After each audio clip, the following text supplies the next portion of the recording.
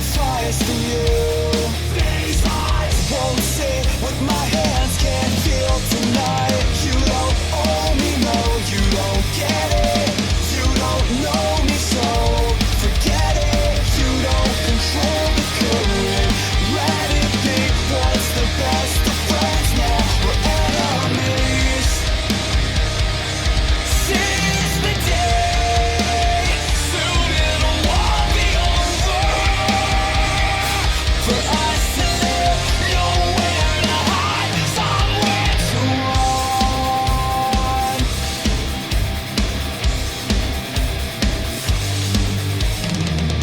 We wanted more and needed peace. We fought the war to be set free. We don't control the current. Let it be. What's the best of friends? Now we're enemies. You don't owe me, no, you don't get it. You don't know me, so forget it. You're not listening, you're not ready. Took me to the end, now you're dead to me. Seize the day. Soon it'll all be over. For us to live, nowhere to hide, somewhere to run. I believe tables are turning on turn. My destiny. For us to live, nowhere to hide, somewhere to run. I believe tables are turning on turn. My destiny and fate.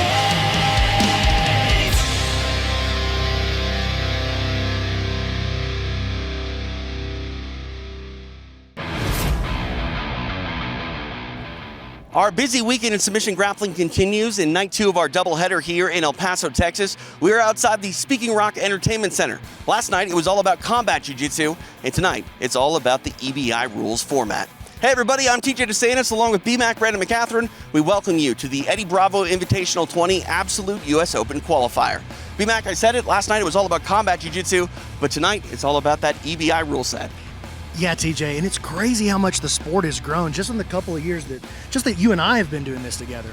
We've gone from doing this in a high school gym where nobody's watching. Your mom's not even coming out to watch you compete.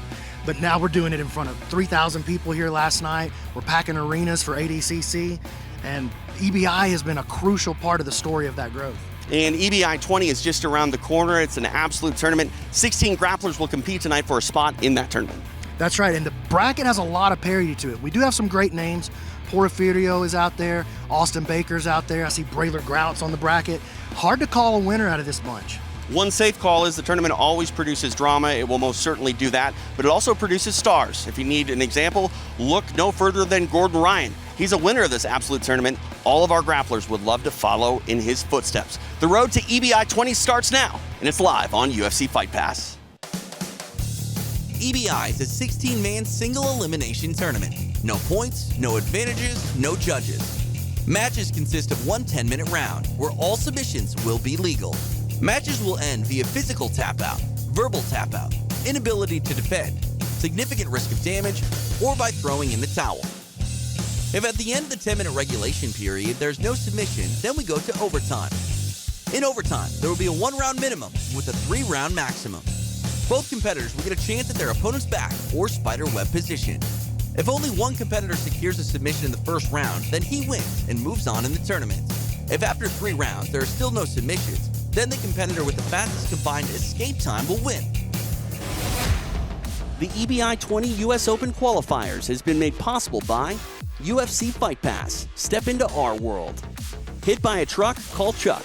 Chuck Rumman and his team are ready to help you. Visit them at hitbyatruckcallchuck.com. Master Vic Podcast TV. Creating content inside the content.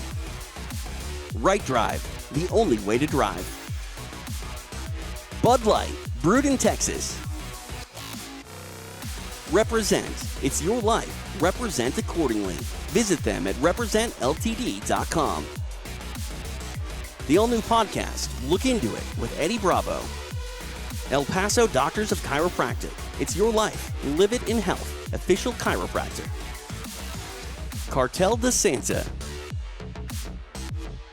Lapa Lapa, the best seafood in town. Revive Mobile Health, official ambulance provider. Biometrics, better health and body through science. Smile. Once you see it, it's too late. Only in theaters September 30th.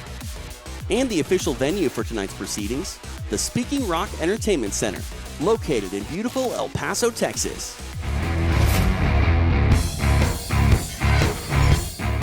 Taking the mat first, representing Fight Sports, is Brazilian Jiu-Jitsu black belt and 4-time IBJJF world champion, Andre Portofirio. Standing in his way will be catch wrestling champion and BJJ brown belt, Nick Navarro, representing Legends Martial Arts. Coming up next is Portofirio versus Navarro, live from El Paso, Texas. You're watching the EBI US Open Qualifier.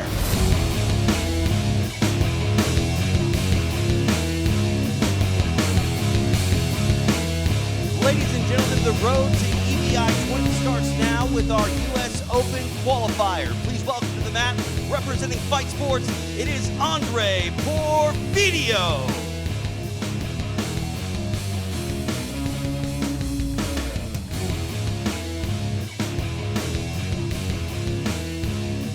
And his opponent, representing Legends Martial Arts, it is Nick Navarro.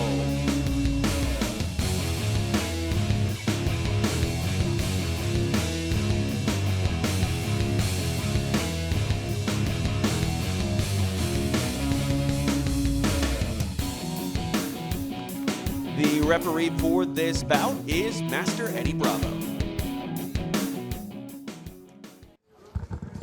Well, here we go. The road to the Eddie Bravo Invitational 20 starts now. TJ DeSantis, Brandon McCatherine.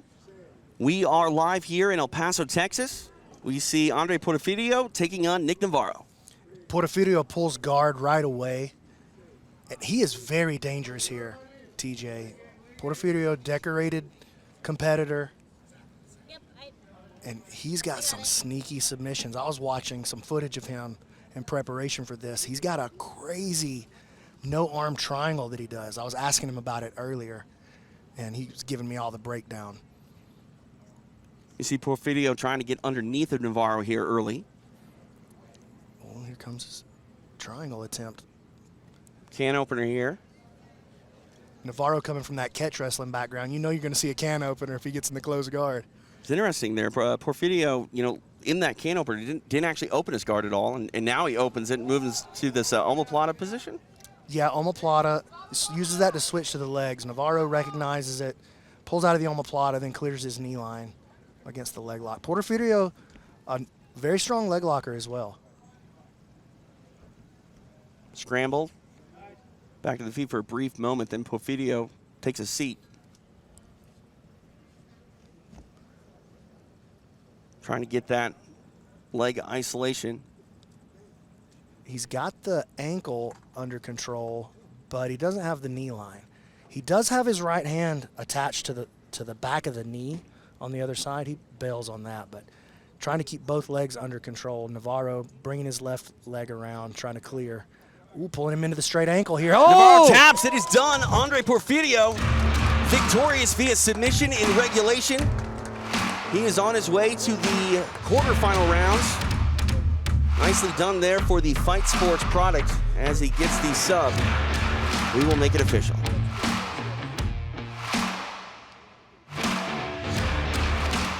Ladies and gentlemen, we have a winner at 1 minute and 45 seconds into regulation via straight ankle lock. On his way now to the quarterfinal rounds, it is Andre Portofirio.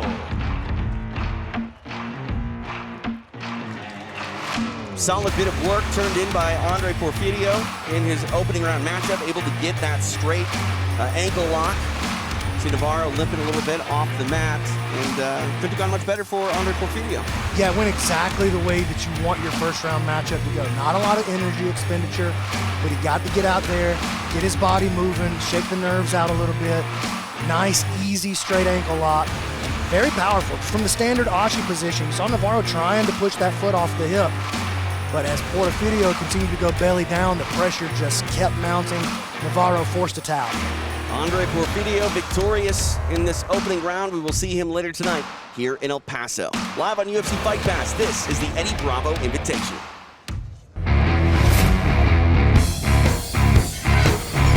Our action continues here in our tournament when Finisher's 205-pound champion, Sergio Villas, representing Team Lloyd Irvin, is set to take the mat when he faces Sean McCleary, a black belt, representing Divine Jiu-Jitsu.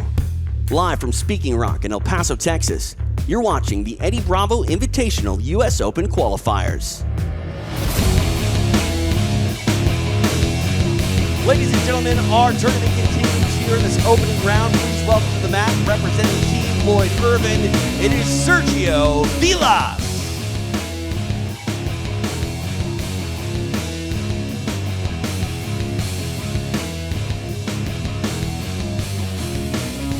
And his opponent, representing Divine Jiu-Jitsu, it is Sean McCleary.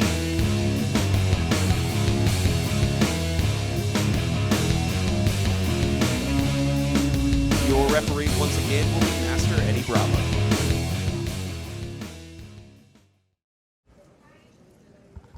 Here we go, the Team Lloyd Irvin product and Sergio Villas taking on Divine Jiu-Jitsu, Sean McCleary. McCleary pulls guard right away and goes straight to the inversion. McCleary, the larger of these two fighters, weighed in at 216 pounds versus Sergio's 196. So he's got about 20 pounds on him.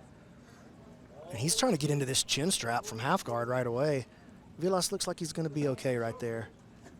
When we talk about this being an absolute tournament, you know, what is the difference in weight and how does it play a factor in some of these matches?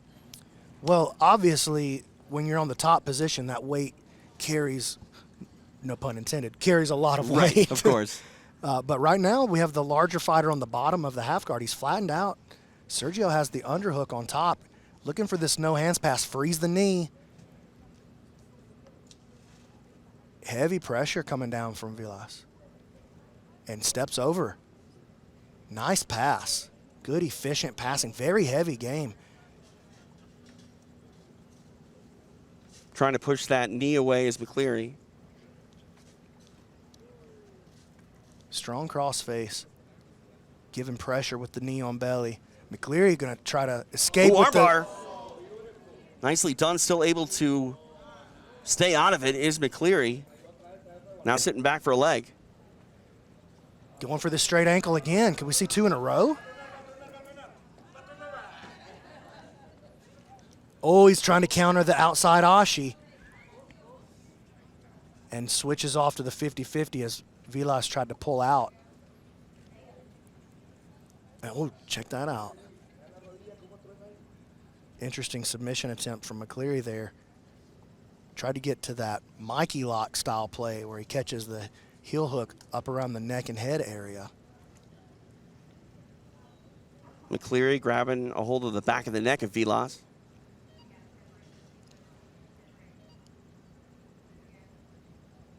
McCleary looking to clear the space, and he's going to try to come up here, it looks like.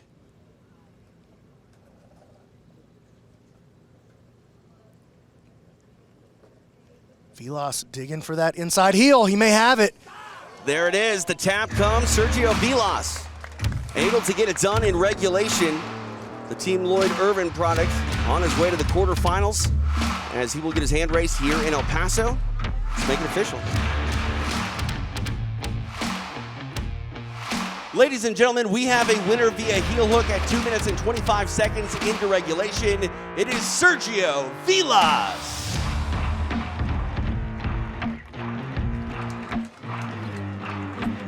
Sergio Villas sticking with his game and attacking the legs, and he was able to wrap it up and get the win in regulation. Fast and furious, our action here. Walk us through.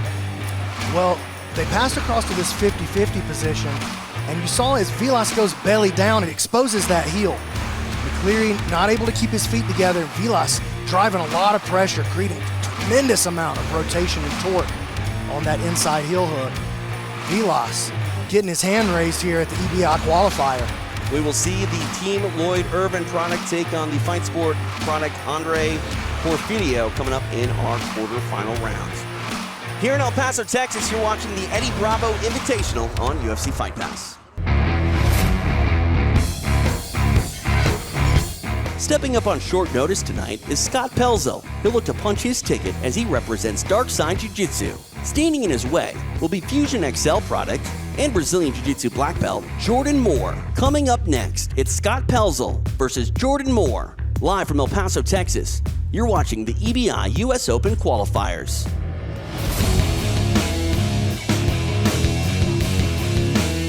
Ladies and gentlemen, our opening round of action continues here in El Paso. Please welcome to the mat, representing the Dark Side Jiu-Jitsu, it is Scott Pelzel.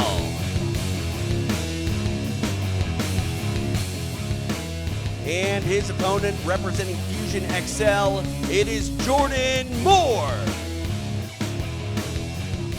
Your referee is Eddie Bravo. Well, the action fast and furious here at the EBI 20 US Open Qualifier. We see Scott Pelzel taking on Jordan Moore. Jordan Moore representing Fusion XL. His teammate put on a show last night at Combat Jiu-Jitsu Worlds. You know he would love to follow in kind. And Pelzel pulls guard right away. He comes from a very good leg lock camp in Dark Side. Good gym. Having been around some of the Texas scene for grappling for a couple of years, I've seen a lot of their guys come out here and really put on a show. But Moore, thinking about that Darce choke as a counter. You see him reaching that arm through? Right, yeah. Trying to counter this half guard game. Pelzel now reaching for the underhook. Electric underhooks here. Getting underneath and creates the sweep. That was a beautiful sweep. Pelzel on top now.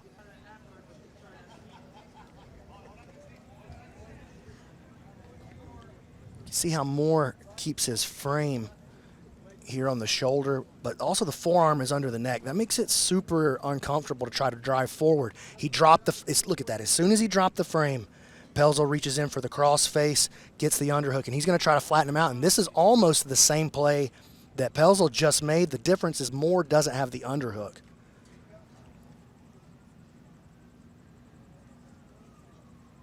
Now the leg weave pass. Pelzel staying right on top of him, not letting Moore get away. You can see that Moore has that far side Kimura on his mind. Pelzel very aware of that. And then back to this far side shoulder frame for Jordan Moore. Pelzel really utilizing his head pressure from top position as well. Moore switching off to the butterfly guard, and he changes sides with his guard there. That's good to see. Looks like he's very comfortable playing his guard on both sides. That's as you get higher up the ranks and you start moving into this caliber of competition, you see that more often, but it's still not a skill that everybody possesses. Most guys will favor one side or the other with their passing and with their guard play. Pelzel trying to step across and clear the knee, goes to the twister pass, back to the weave, changes sides on his pass. Excellent work by Scott Pelzel. Full side control here for the Dark Side Jiu-Jitsu product. Head and arm control, looking to bring pressure. And now he switches his control here. He may be thinking about a Kimura as Moore tries to turn up to his side. Pelzel wants to switch and take the back. Moore hanging on, maybe a crucifix play here. Kimura. Stick with it. Moore trying to counter and move and get free, but that Kimura grip is in. Pelzel in some business. Very dangerous, he might get that. That is it, it is done. Scott Pelzel takes the Kimura, gets the win, and is on his way to the quarterfinal round.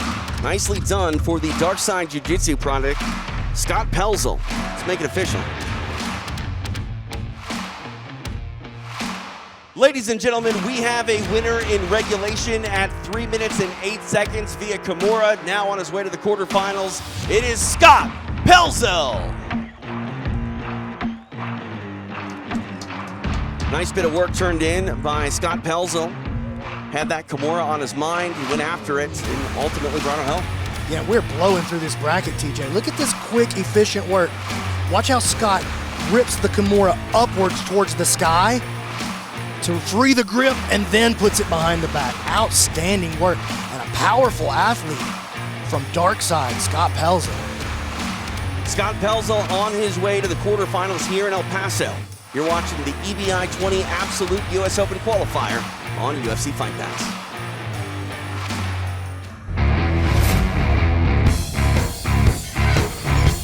Up next in El Paso is two-time ADCC trial silver medalist Mario Gonzalez representing the Barracks. Tonight, he'll take on former D1 wrestler Cole Brandt.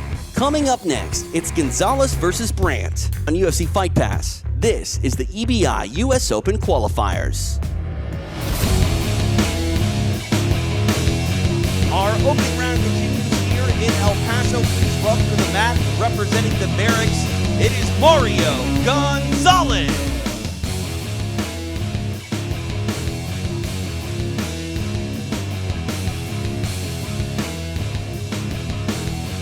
And his opponent, representing Nice Guys Submission Fighting, it is Cole Brandt.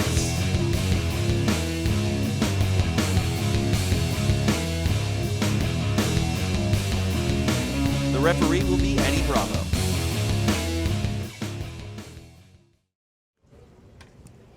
We'll be back already to the final match on the left side of our bracket here in this opening round. Fast and Furious have been the submissions thus far. We'll see if it continues. Gonzalez comes out, pulls guard right off the bat, looking to get the show started. Playing with this knee shield guard.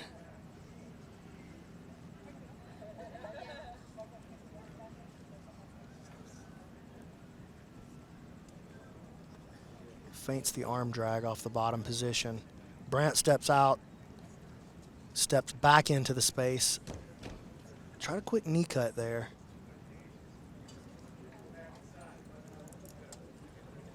And this is a rematch between these guys, TJ. They've met before at the ADCC trials, and it was a match that went down to points.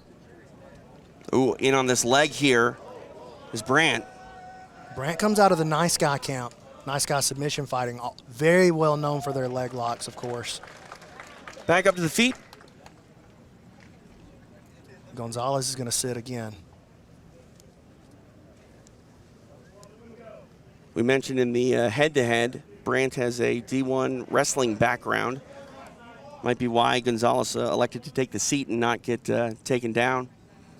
Gonzalez made a play for an inversion there, thinking about possibly getting into that honey hole position to try to attack with the inside heel hook. Brandt reacted well, back into the Z-guard. Hanging heavy on the head with the collar tie. It's Gonzalez. You can use that collar tie to threaten a stand-up, or to get your opponent to overreact. And that's probably the second or third time we've seen Brandt try to step through with a quick knee cut, and Gonzalez has shut him down each time. You mentioned this is a rematch. I mean, how much does that play into the psyche of these gentlemen on the mat? It's going to be in the back of your mind for sure, but these guys, they compete so much. And, right. You know, there's a ton of guys in this bracket that have seen each other before over the years. And ooh, he gets through with the knee cut. Excellent guard recovery, Estima lock. Gonzalez inverts. Best way to kill that Estima lock is a simple inversion.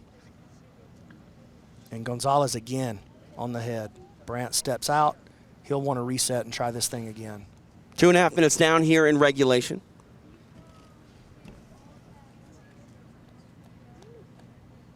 Gonzalez looks comfortable with his guard.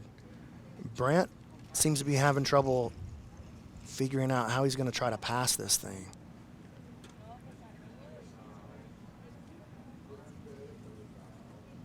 See Brandt disengage and stand once again.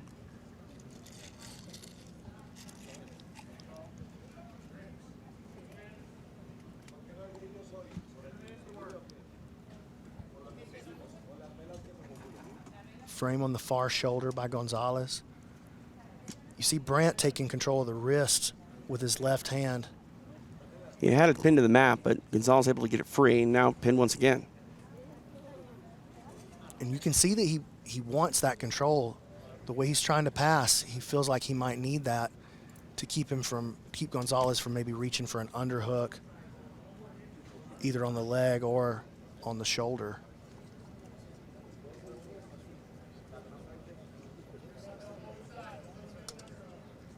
Brandt begins the pummel work. But nothing happening so far.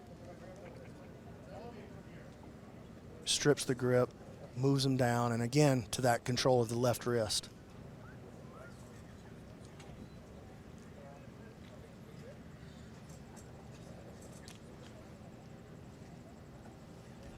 Ooh, got to be careful there. Trying to grab that arm bar. Brandt able to clear it.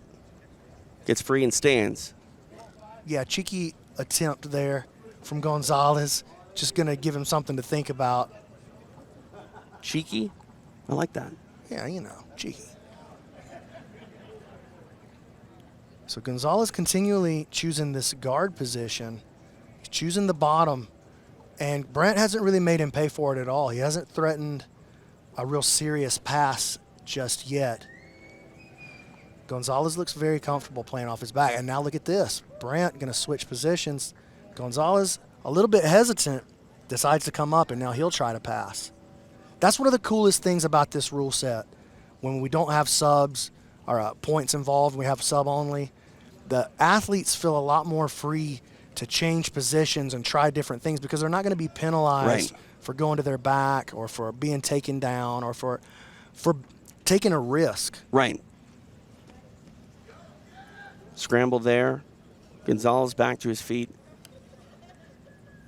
Brandt tried to elevate him. Gonzalez reacted well.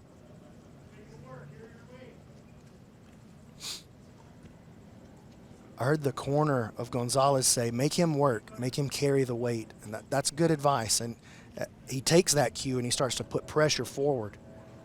Again, this is an absolute bracket here tonight. What's the weight on these gentlemen? Both these guys weighed exactly the same, actually, 223 pounds. Super rare in an absolute that you get guys that weigh exactly the same. Obviously, if we're in a 145-pound bracket, most of the guys are going to weigh 145 because they're cutting to that exact number. Here's a good pass. Attempt from Gonzalez. Excellent hip movement from Brandt. Saves that near pass. 6 minutes down.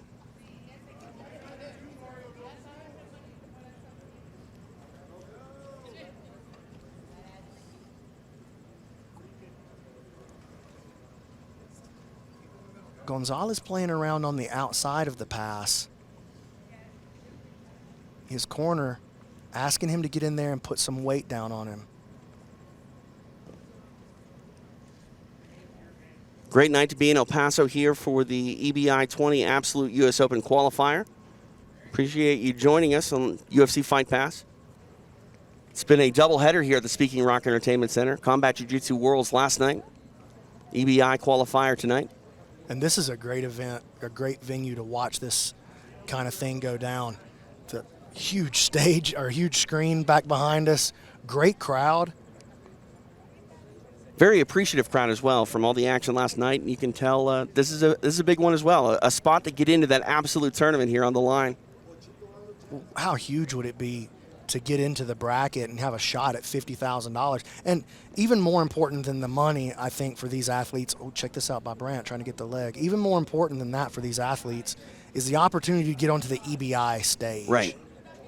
There's some prestige with that, being an EBI veteran, competing for that prize.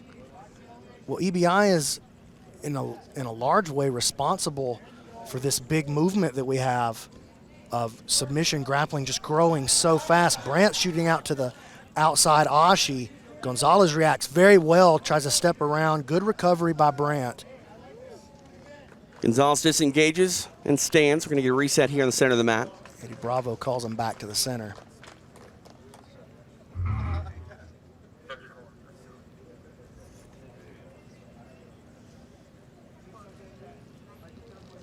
Gonzalez trying to figure out what to do with the legs of Brandt here. Now going for a toe hold. Yeah, thinking about a rolling toe hold. He doesn't have the knee line trap, but he could get there. Now trying to spin free is Brandt. He does. Felt a little bit of danger there from the attack of Gonzalez. Yeah, I don't know. I don't know if he felt that much danger from it. I think he recognized that pretty early. Again, he comes from a phenomenal leg locking camp out of Nice Guy. So, and Joe Bay's out of there, right. One of the great leg lockers. Unknown, almost an unknown leg locker. He's not a guy who gets a lot of screen time, like not a guy who gets a lot of love, but in the Southeast, Joe Bay's It's leg lock OG, and here's a great entry. Gonzalez wise to it, stays free. It might not have been dangerous, but you heard the crowd stir a little bit. It got a reaction, which is cool. Well, it was an initiation of action for sure.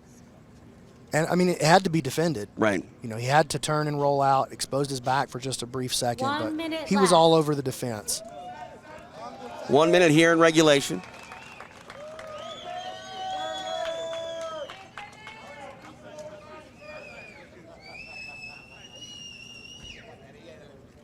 Gonzalez disengages, stands again.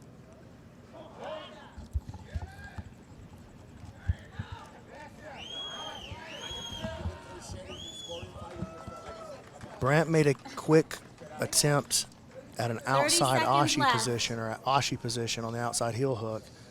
Gonzalez recognized that very quickly. Shrugged it off. Back to the center now.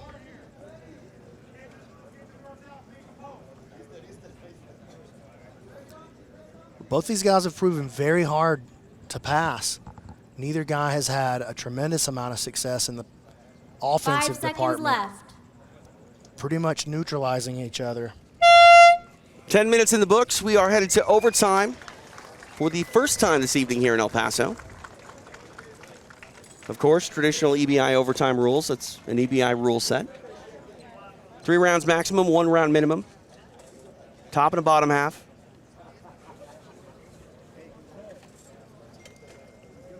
Looks as if Gonzalez will go on offense here in the top of the first. He's going to elect to take the arm. Okay. I like to see it. He takes to the deep hook. He goes across the legs. Brandt shutting him down. He's like, no, you can't do that to me. But Eddie's going to make sure that they get into the right position. You have to start with your hand on the mat in EBI overtimes if you're starting with the arm lock. You don't have to cross your feet, but you can't start with control of the leg. But you see Gonzalez quickly goes to underhooking that leg, and that's a great idea. Oh, he stretches him out. Quick palm strike to break the grip. Brandt trying to get that arm back. Gonzalez taking it Oh, home. he's gonna get it. There's the tap. Nicely done. Submission in the top half of the first overtime. So now Brandt will have to 21 seconds. wrap something up in less than 21 seconds.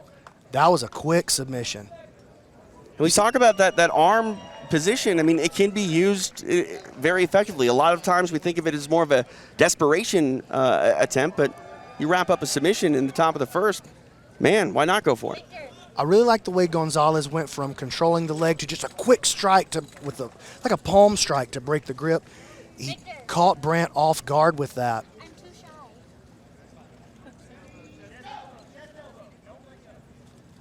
Tick-tock goes the clock. Time not on the side of Cole Brandt.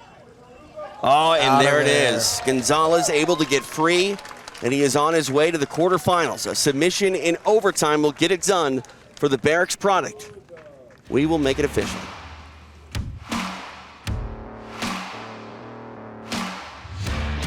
Ladies and gentlemen, we have a winner via submission in overtime, now on his way to the quarterfinal rounds.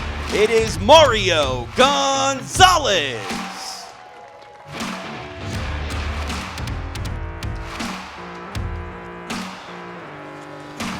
Nice bit of work turned in by Mario Gonzalez.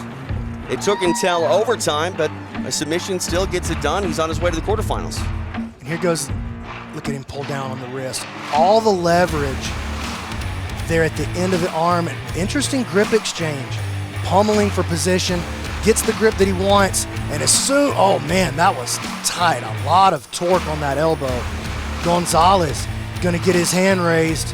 How's it gotta feel to have Eddie Bravo raise your hand at an EBI qualifier?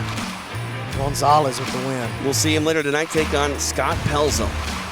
From El Paso, Texas, this is the Eddie Bravo Invitational 20 Absolutes US Open Qualifier.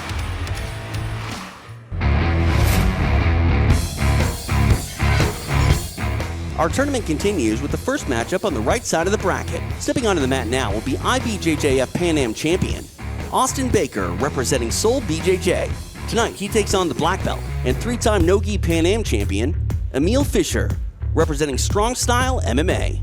Live from El Paso, Texas, This is the Eddie Bravo Invitational US Open Qualifier. Ladies and gentlemen, it is time for the first matchup on the right side of our absolute tournament bracket. Please welcome to the mat, representing Seoul DJJ, it is Austin Baker.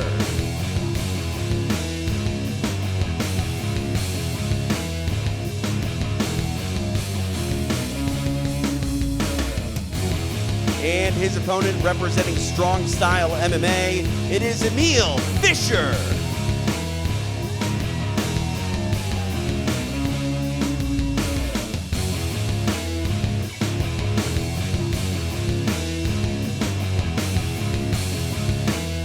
The referee for this match is Eddie Bravo.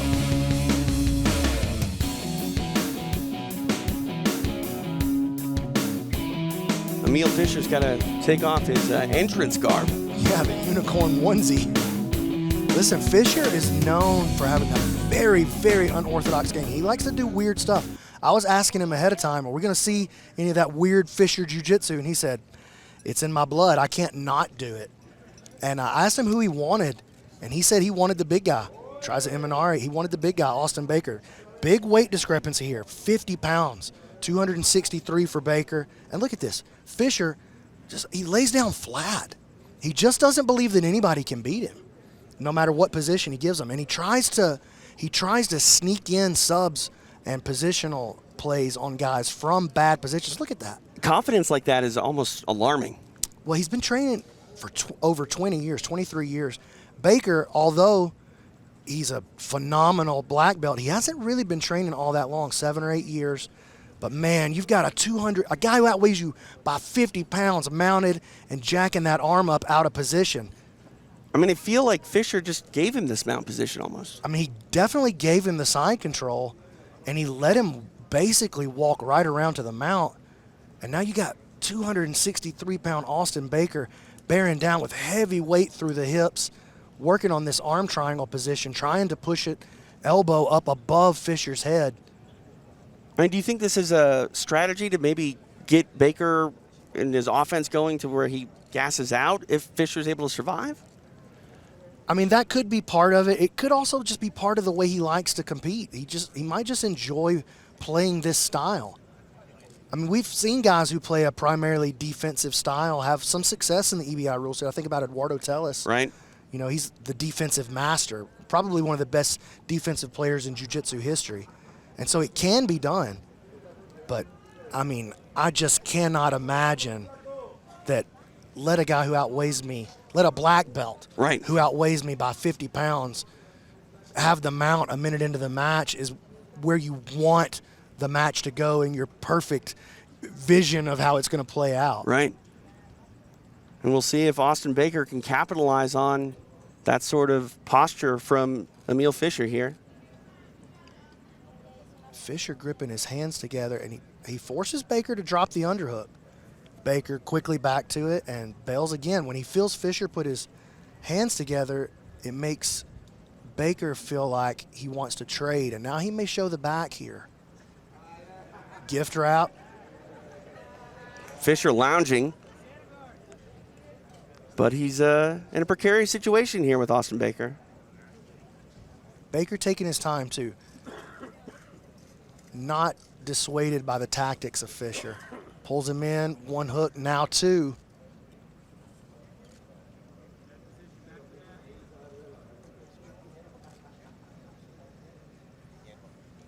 Fisher plays with his arm high to defend that choke.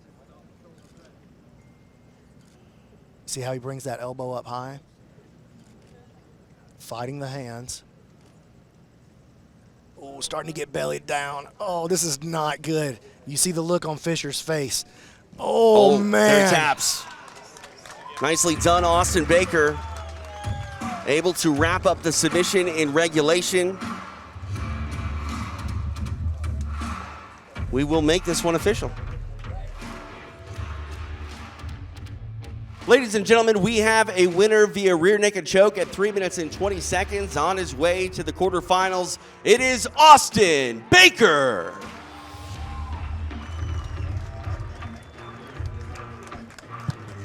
Well, Austin Baker went to work. That's what he put in. He got the submission on his way to the quarterfinals. Emil Fisher was calm and cool until he wasn't, and you can't really be too calm and cool when you got a guy like Austin Baker on your back grabbing your neck. No, absolutely not. And there's a reason that these positions are coveted and fought so fiercely for in every rule set. Passing the guard, getting into mount, taking the back, all those things are valued very highly. And Austin Baker showing you, man, he's going to be a real force to deal with in this bracket. We will see him later tonight here in El Paso. Live from the Speaking Rock Entertainment Center, this is the Eddie Bravo Invitational on UFC Fight Pass.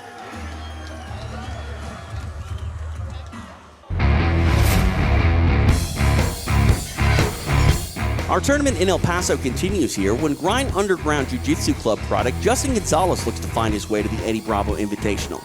In order to get there, he'll have to get past no-gi world champion Dory Awan representing Hustle BJJ. Coming up next, it's Justin Gonzalez versus Dory Awan. You're watching the Eddie Bravo Invitational US Open Qualifier. Our opening round of action continues here in El Paso. Please welcome to the mat, representing Grind Underground Jiu-Jitsu Club, it is Justin Gonzalez.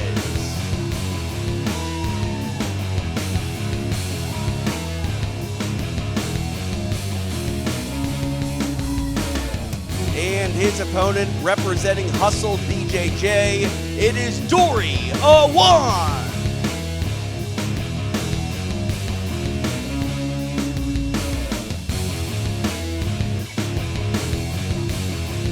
Your referee for this match is Eddie Bravo. Action continues here in El Paso. We see Dory Awan taking on the crowd favorite in Justin Gonzalez. Yeah, Gonzalez got a big pop from the crowd. He's got a lot of people here in support. I mean, obviously the pressure's there. You're competing on a big stage, but does it help or add more pressure to have someone like this with a hometown crowd? Different athletes just respond to that differently. Some athletes really love the pressure. Some athletes, they don't want anybody they know in the crowd. Right. 30 seconds, get down. Two men keeping it up on the feet early. We see attempted shot there. Now wizard position.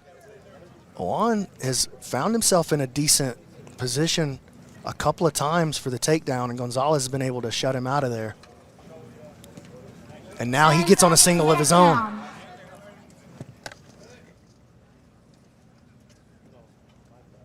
Getting close to the get down rule. There's the horn. Take a pause in the action as we will get the match to the floor. Eddie Bravo gonna get these two gentlemen set up. Looks like Dory Awan will be on bottom here with butterfly and double unders. He tries to pull Gonzalez back. He's working to get to his left hip. He may be trying to get into that dogfight position.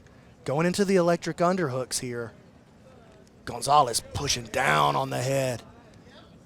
He wants to rip him out of that spot and flatten him out. You have to be very careful playing this position if you're the bottom player. This is where the Darce lives. With a big guy like Gonzalez on top of you, wrenching on your neck and trying to pressure your half. That Darce can appear quickly sometimes. Pushing again down on the head is Gonzalez. Yeah, he does that to counter the underhook because you see Awan, when he takes the underhook, he tries to close that space between he and Gonzalez, keeping his head tight to the shoulder, tight to the body. But he looks very comfortable with his half guard. 2 minutes down here in regulation.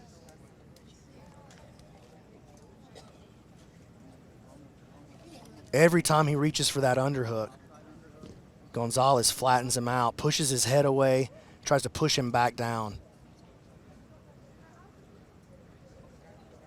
Awan just slowly working himself closer and closer to a get up here on the dogfight.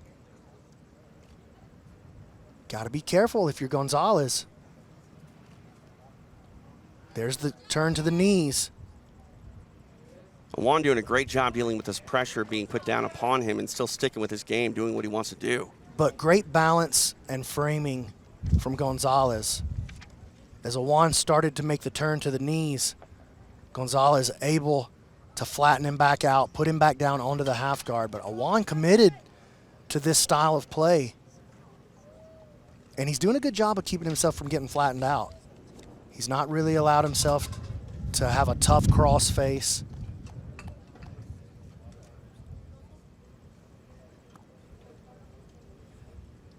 Again, trying to work up towards the knees.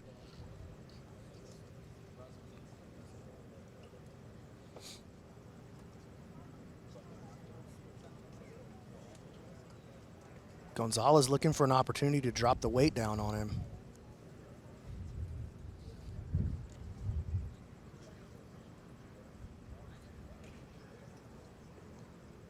Trying to grab that wrist on the inside. Yeah, he wanted to pull it across, and that'd be a great way to set the darce a little bit deeper. If you can get that arm dragged across, keep that arm off of your hip, it makes attacking this darce way easier. Gonzalez, though, seems content to just keep the pressure on for right now. He hasn't really attempted to actually get through the guard. He looks to just be punishing Awan as he tries to play his half guard. Just past 4 minutes down here in regulation.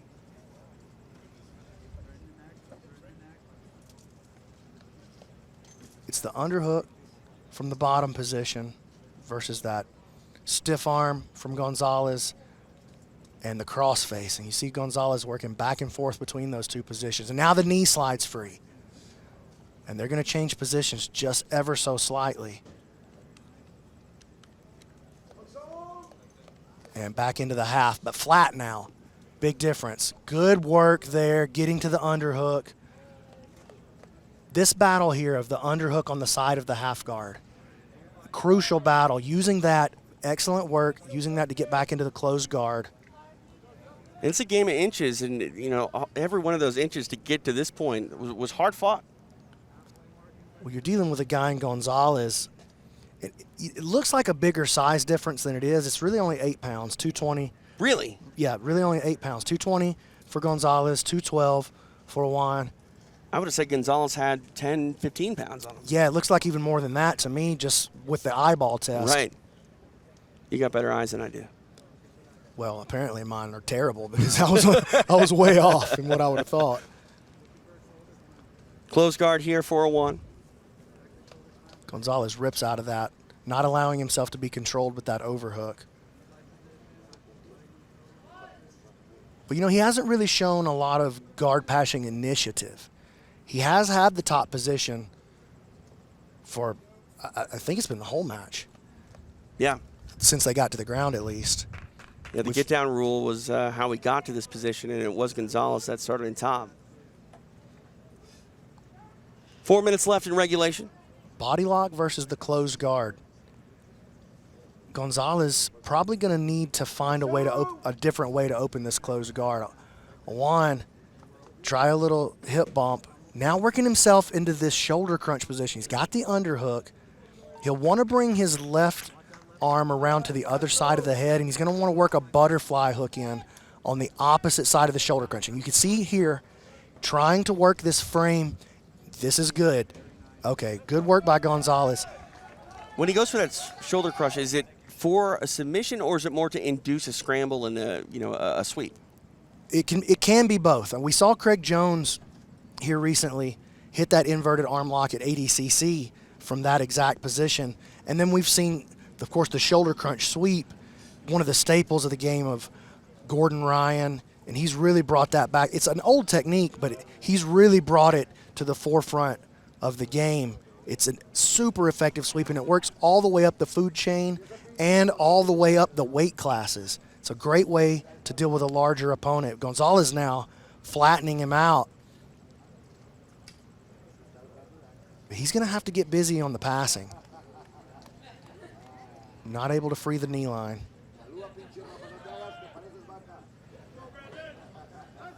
Gonzalez trying to get his head into a position to maybe frame up that arm triangle.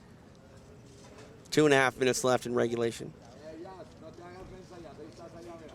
Oh, look at that big reversal sweep. of position, and these two go off the mat. We're going to get a restart here in the center. Let's see where Eddie puts him. Got to believe that Gonzalez is going to be on bottom here. Yeah, that's definitely the right call. Nicely done by Eddie Bravo. Back underway. And let's see what the passing game looks like in comparison to Gonzalez. Gonzalez pummels the foot across, now works into the knee shield. Gonzalez got a hold of that left arm of Awan. Now Awan gets a free. Yeah, and look how he uses his hands to frame against the head, trying to put the head and the hips on the same side of the body, making it very difficult to pass. Now, double unders. This is a much better position for Dory. Keeping the hips stacked up above the head, and that's very taxing on the bottom player. There's the pass. Excellent work. Good double unders pass. Put a lot of pressure on Gonzalez. Forced him to bail on his own guard just to save himself from being so uncomfortable. Short time, but still time for Awan to work here. 70 seconds left in regulation. Gonzalez able to get free. Trying to pass once again and get through the legs here as Awan. Yeah, made a quick knee cut. Nothing 1 going minute though. left.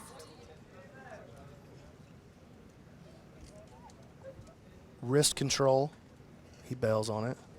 Knee bar attempt right here. Oh, Got wow. it. My goodness. Dory Awan gets the knee bar submission with the legs. Beautiful stuff. Ending the night of the hometown favorite in Justin Gonzalez. That was sweet. Let's make it official. Ladies and gentlemen, we have a winner via knee bar at 9 minutes and 12 seconds in regulation on his way to the quarterfinals. It is Dory Awan. Well, that was slick, to say the least. Style points on that for Dory Awan. Yeah, we call that a dog bar, TJ. A what? A dog bar. Okay. When you hit the knee bar Yeah. during the over-under style passing like Right. that, you see it a lot from deep half plays. But look, here's the setup. Underhook with his right arm, and he's over the leg over there with his left arm, and he uses his legs to lace up and drive his hip into the front side of the knee, hyperextending it and creating the knee bar style pressure. Dory Awan. You can call it whatever you want. I call it awesome, honestly. Dory Awan punching his ticket to the quarterfinals here in El Paso. This is EBI 20 US Open Qualifier on UFC Fight Pass.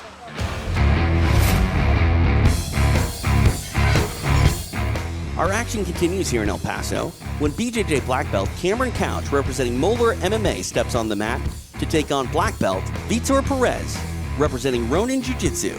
Coming up next, it's Cameron Couch versus Vitor Perez. Live from Speaking Rock in El Paso, Texas, you're watching the EBI 20 US Open Qualifier. Ladies and gentlemen, our opening round of action in this absolute qualifier continues. Please welcome to the mat, representing Moeller MMA, it is Cameron Couch.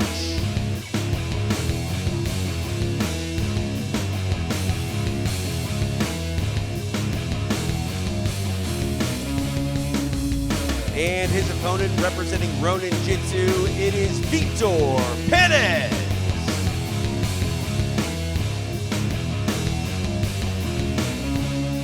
The referee for this match is Eddie Bravo. Opening round of action continues here in El Paso. We see Moeller MMA product Cameron Couch taking on the Ronin Jitsu product Vitor Perez.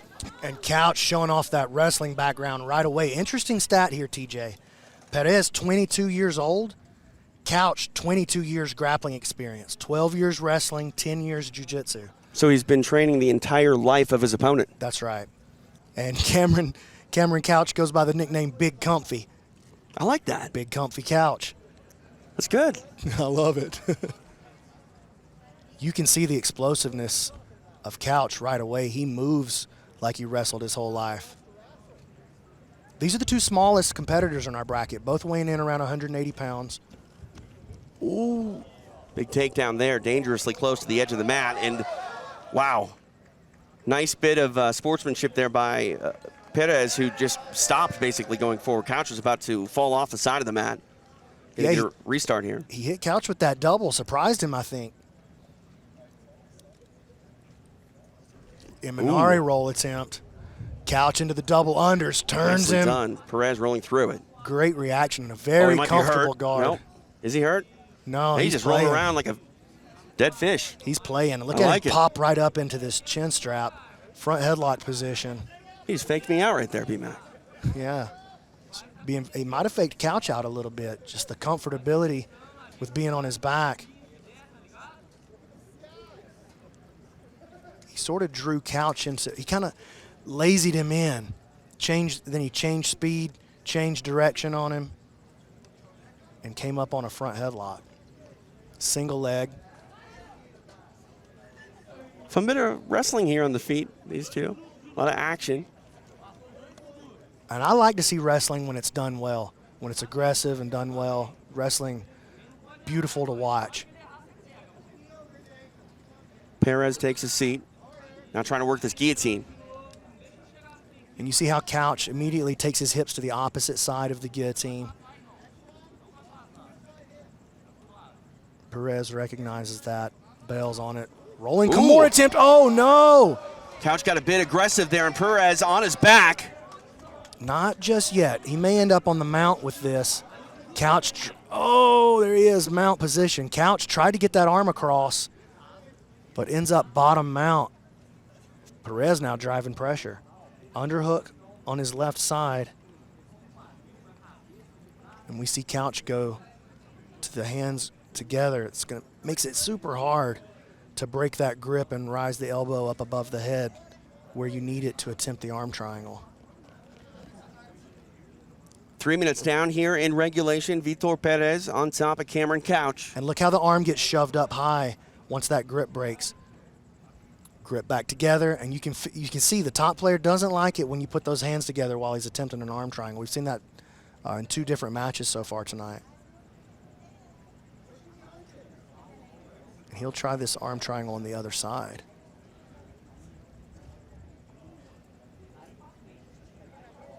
The elbow is high. Couch definitely behind in this exchange. Perez taking his time, very calm.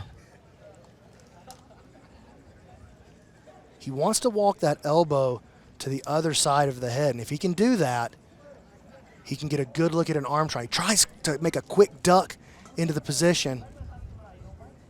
Couch weaving his right arm through, trying to pressure the neck. And he does a good job getting his elbow back down on the inside. Framing. Perez changes his angle.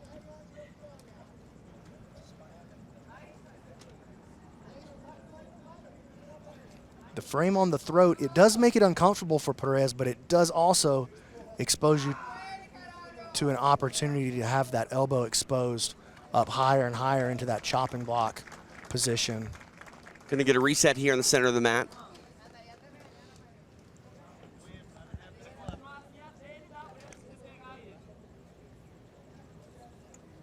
Eddie Bravo making sure they're getting put in that space where they have the most real estate. Got to put them just where you want them. That's right. Overhook on the right side for Perez. Coming up on the halfway point here of regulation. 5 minutes down, 5 to go.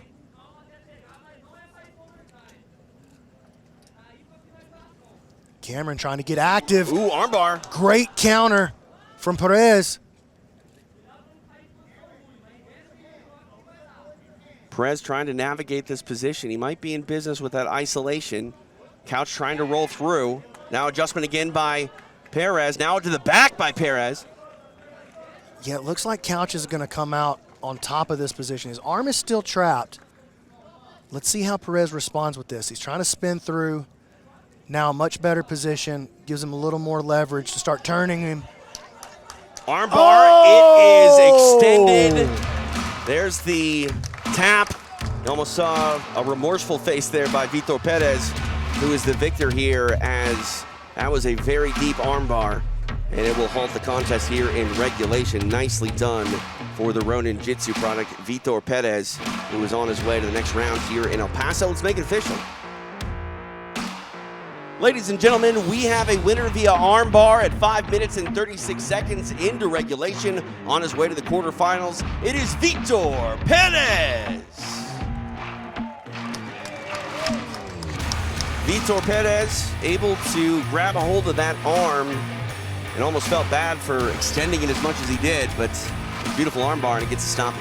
Yeah, once he got up to his head and gave himself sort of a tripod position, it gave him a lot more leverage and momentum to turn. And as he does, he exposes that arm. Couch thought he was going to slip out, and look at that hip in. That was a vicious armbar. You can see Perez's reaction. He thought he broke Couch's arm, and he didn't necessarily love that he broke his arm, but Got to do what you got to do. once that hand gets raised, it takes away some of that remorse. There's 50,000 reasons to be vicious on the mat if you are able to get to the EBI Absolute Tournament here coming up in about a month. And so far, so good for the Ronin Jitsu product. Vitor Perez getting it done here in El Paso. You're watching the EBI 20 US Open Qualifier on UFC Fight Pass.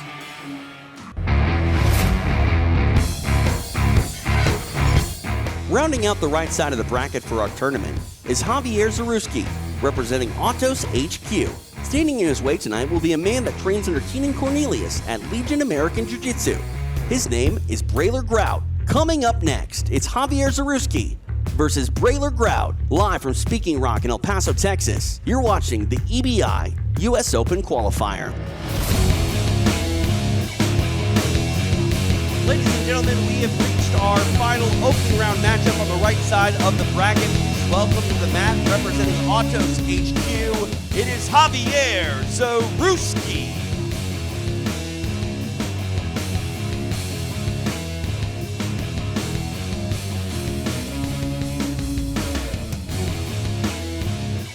And his opponent, representing the Legion American Jiu-Jitsu, it is Braylor Grout.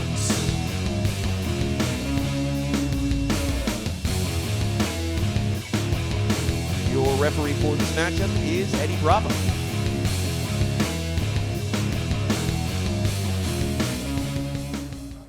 Final opening round matchup here between Javier Zaruski and Braylor Grout. This should be a great matchup. About 12 pounds separates these athletes. 228 for Zaruski, 216 for Grout. And these guys have met a couple of times before.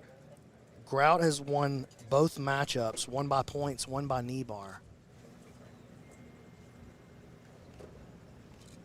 Grout's a very active player. He comes out of that Keenan Cornelius camp there in San Diego. Very wide-ranging game. A lot of different types of techniques that we could see out of him. But coming out of the Autos camp, I mean, that's one of the best camps on the planet for jiu-jitsu. Just about 10 seconds away from that get-down rule.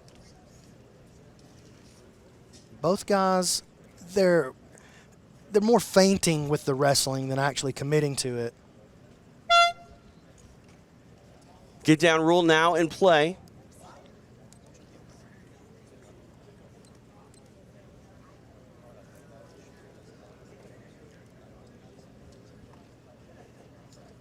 Grout will have the top position. Double underhooks for Zaruski.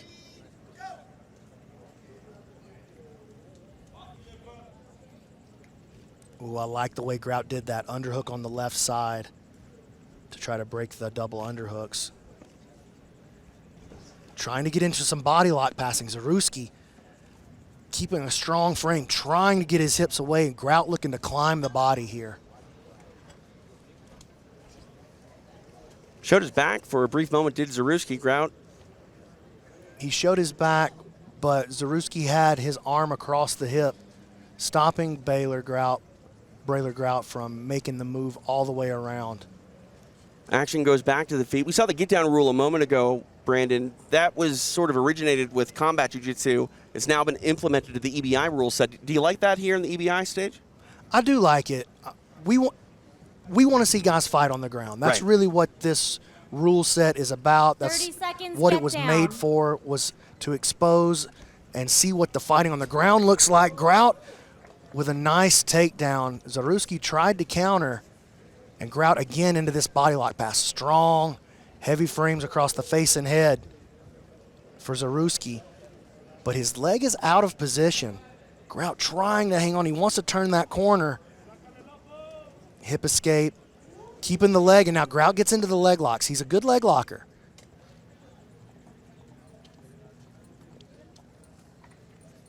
Into the 50-50 position.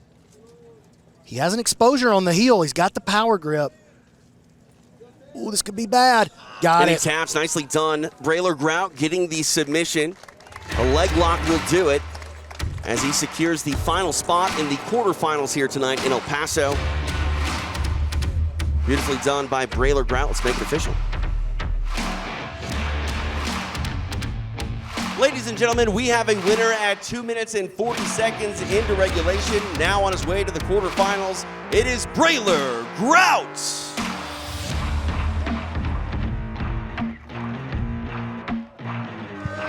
Braylor Grout getting it done. The final winner in our opening rounds. We'll see him later in the quarterfinals. B-Mac, walk us through this action. Well, it was the 50-50, and Grout, of course, a very good leg locker. As he gets belly down, he's already got a great grip put together, gets the exposure on the heel by going belly down, and just left with no choice but to tap or suffer major damage to the knee and the ankle. Braylor Grout going to get his hand raised and move on to the next round. That will do it for the opening round matchups here. Braylor Grout getting it done. We'll see him later tonight in this EBI US Open Qualifier in the Absolute Division. Been a fun one thus far here in El Paso. Take a look at our bracket here and how we shape up for our quarterfinals. Andre Portofirio will take on Sergio Vilas. Scott Pelzel victorious in his first match, as was Mario Gonzalez. They will meet on the left side of the bracket in the quarterfinals. Then on the right side, Austin Baker got past Emil Fisher. He takes on Dory Awan. Vitor Perez got it done against Cameron Couch. He will take on Braylor Grout. Your quarterfinals are coming up later tonight here in El Paso. You're watching the Eddie Bravo Invitational. The EBI 20 US Open Qualifiers has been made possible by UFC FIGHT PASS. Step into our world. Hit by a truck? Call Chuck. Chuck Rumman and his team are ready to help you. Visit them at hitbyatruckcallchuck.com. Master Vic Podcast TV. Creating content inside the content. Right Drive, the only way to drive. Bud Light, brewed in Texas. Represent, it's your life. Represent accordingly. Visit them at representltd.com. The all-new podcast, Look Into It, with Eddie Bravo. El Paso Doctors of Chiropractic. It's your life. Live it in health. Official chiropractor. Cartel de Santa. Lapa Lapa, the best seafood in town. Revive Mobile Health, official ambulance provider.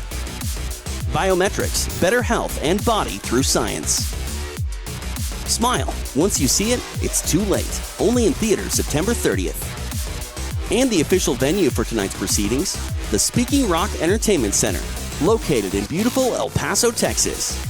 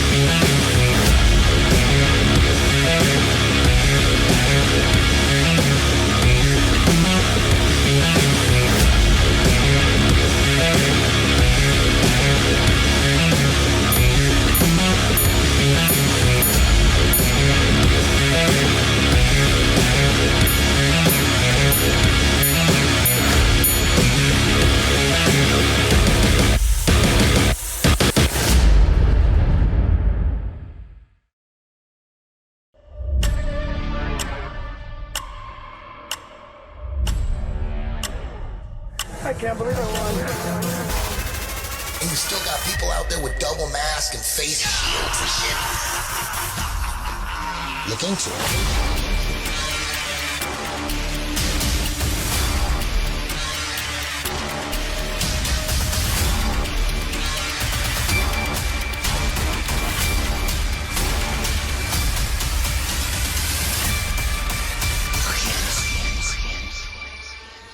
You can tell it's real because it looks so fake.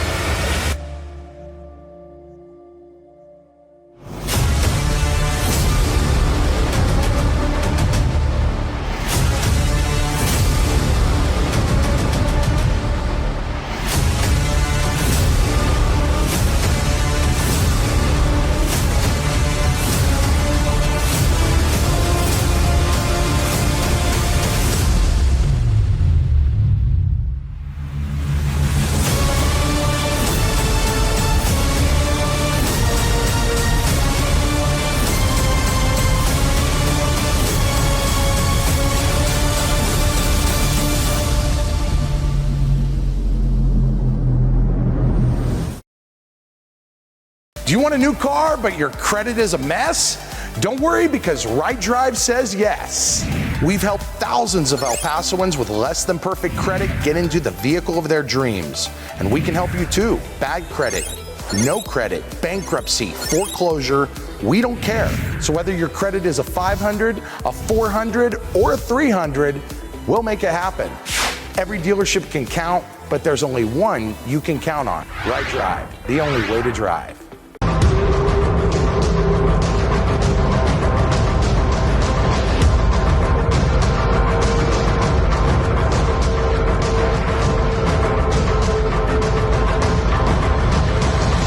Let the professionals at Biometrics optimize your health through science.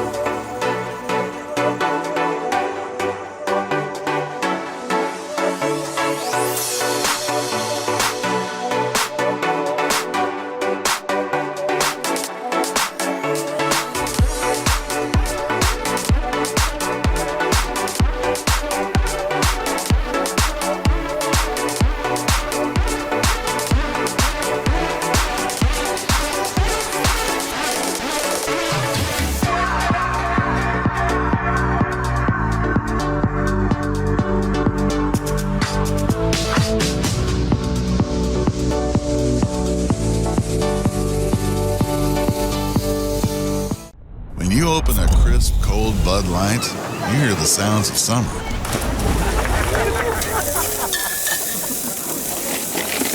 There any Bud Lights left? We mean every sound.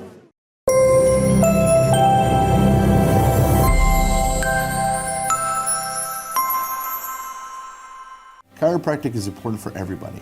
We can see anyone from infants to elderly to middle-aged, sports. Here at El Paso Doctors of Chiropractic, we offer chiropractic care, massage therapy, physical medicine, acupuncture. We offer weight loss treatment programs and pain management. I started my office 15 years ago. I had one employee, it was my mom. She was my office manager. I was in a 1,200 square foot building at the El Paso Orthopedic. I was able to share my chiropractic knowledge and acupuncture with the orthopedic group and treat their patients. Now I've grown to a 5,000 square foot building. I have 13 employees, and we're still going strong.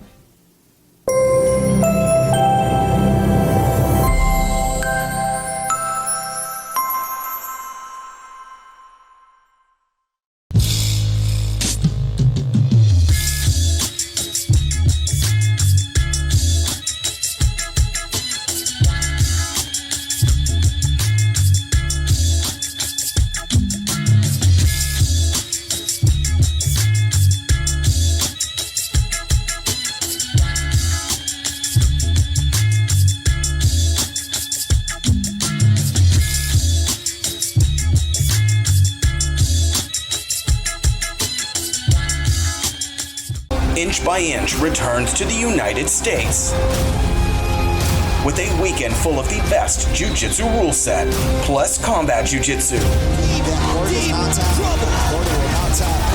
Get ready for EBI 20, The Absolutes, featuring Kyle Bame, Nick Rodriguez, and more, competing for a $50,000 grand prize. Who will be the next EBI Absolute Champion Superstar? Plus Medusa 3, featuring Medusa champion Fatima Klein. Quick. And the jab comes disgusting, Navarro. This is very deep. There it is. Fatima Klein captures strawweight gold here at Medusa. Who looks to become champion in both rule sets. And many more. From Speaking Rock Entertainment Center in El Paso, Texas, it's EBI 20, The Absolutes, and Medusa 3, live and exclusive on UFC Fight Pass.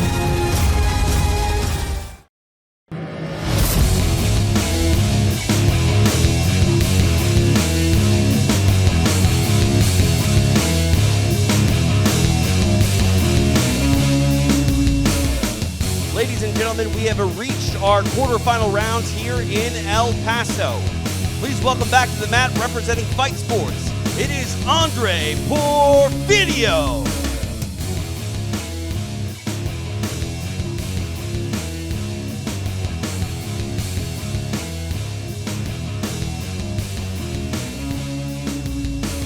And his opponent representing Team Lloyd Irvin, it is Sergio Vilas.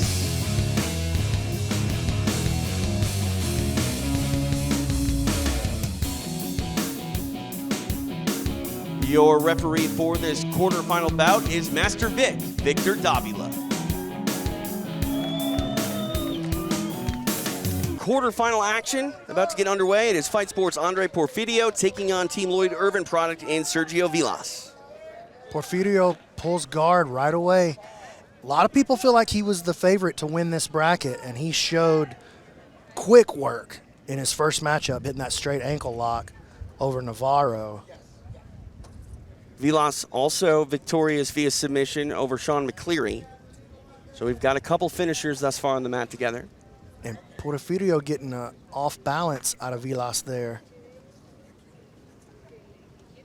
Heavy attack on this left side for Portofirio. Vilas stepping around, waiter sweep attempt. Getting into this deep half guard. Portofirio locks the figure four up high above the knee, and he's going to look to take him backwards. He may roll over his shoulder here to create the off balance, and he does. Excellent work. Bit of action here ensuing. Now trying to grab a leg of his own is Porfirio. Oh, is that an Estima lock? Trades it off. And now Vilas looking to get to the inside heel hook. That's how he finished his first match. So Portofirio going to have to be careful exchanging legs with him.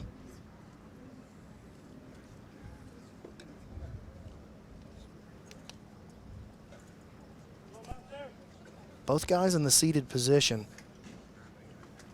Another Estima lock attempt. Portofirio weaves the left leg back through. Ooh, dueling straight. Oh, wow. Man, Aoki lock. Andre Porfirio able to get the submission. Sergio Vilas forced to tap. It was a battle of leg locks. And it was the Fight Sports product who gets the last laugh. Andre Porfirio on his way to the semifinals. Let's make it official. Ladies and gentlemen, we have a winner at 1 minute and 37 seconds into regulation. On his way now to the semifinals, it is Andre Porfirio. Nicely done there for Andre Porfirio, proving why he is one of the favorites in this bracket. And your thoughts, Brandon, on what we saw? Well, that was the Aoki lock. You can see the heel slip out. Let's get to that. Here we go. You can see how the heel slips out here, and that forces the pressure onto the inside of the foot. So it's not a traditional straight ankle lock. We see the Aoki lock a lot in competition now. It's really rising as one of the favorite attacks for a lot of leg lockers when the heel hook doesn't expose and the straight ankle lock won't do the job. The Aoki lock will. He wraps up that Aoki lock and a spot in the semifinals. Andre Porfirio is now 2 for 2 here in El Paso. Here on UFC Fight Pass, this is the EBI 20 US Open Qualifier.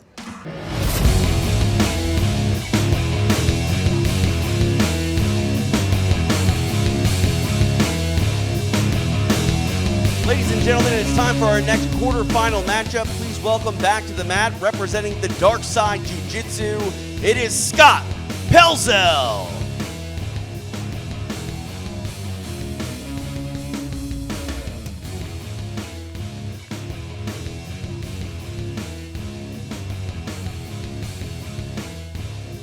And his opponent representing the Barracks, it is Mario Gonzalez.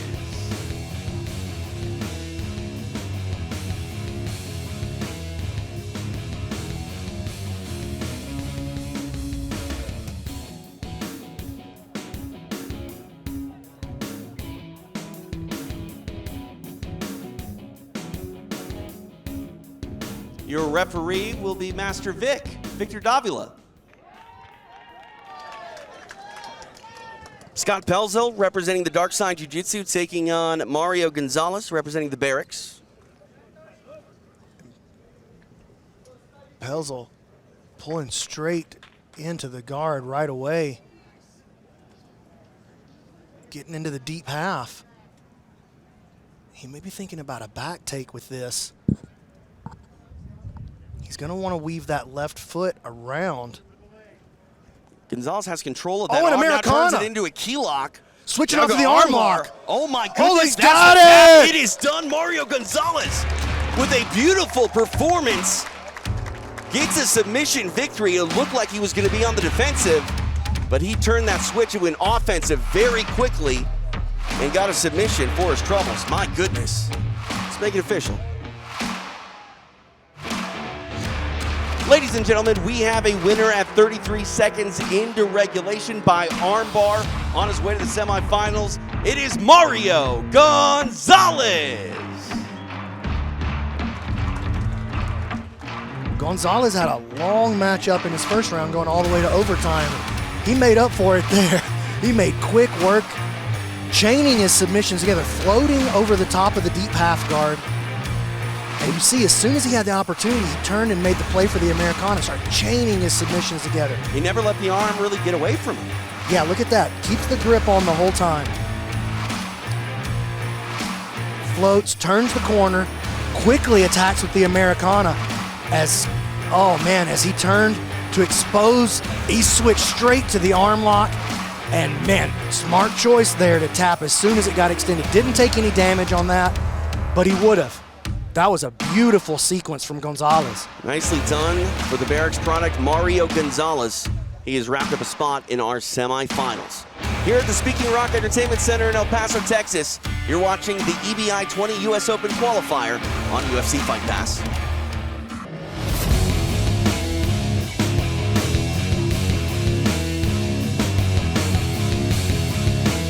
Ladies and gentlemen, it's time for our first quarterfinal on the right side of the bracket. Please welcome back to the mat, representing Seoul BJJ, it is Austin Baker.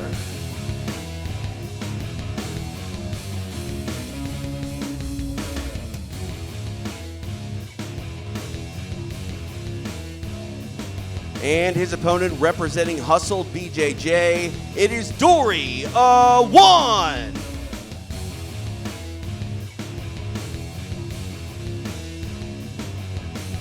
And once again, your referee will be Master Victor Davila. Austin Baker meeting Dory Awan. TJ DeSantis, Brandon McCatherine, here in El Paso, Texas, Speaking Rock Entertainment Center, the site of the Eddie Bravo Invitational US Open Qualifier, an absolute tournament. Trying to get a spot in that tournament just about a month from now. It's a big size discrepancy between these two athletes. 263 for Baker versus 212 pounds. And Baker looks strong, dude. We saw Awan try to play that bottom game and get under his opponent in that first matchup. We'll see if he tries to do that again with the big man, Austin Baker. But it looks like that is the game that he's going to try to play. It looks like he's going to try to get into his dogfight game. He wants to hide that underhook from Baker, though. Baker playing with good head position here. Look how he keeps his head low, keeping the pressure on the entire time. Flat back already.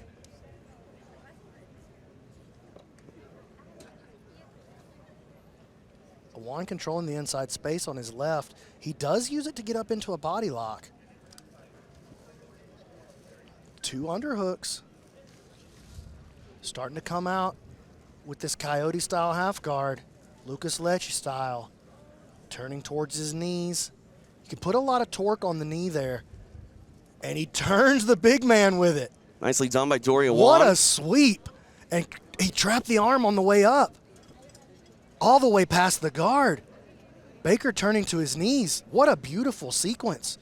You can see a little bit of frustration on the face there of Baker, and now he's forced to be defensive with Awan.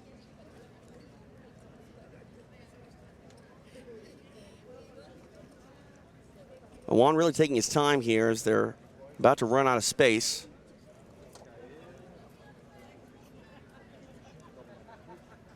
Master Vic taking a look at all the positioning there. We're going to get a restart here in the center of the mat. Good experienced refereeing there by Victor. Checking the position, make sure everything is going to be reset exactly the same way, and it is. Man, what an upset this would be if he can close the deal here. He's got the single hook, and single hook is great when the bottom hook is the active one. If you don't have the bottom hook active, though, it's an easy escape out. Off the back now into side. Let's see what he can do with the big man. Baker flat on his back. I don't think he expected to be here against Awan.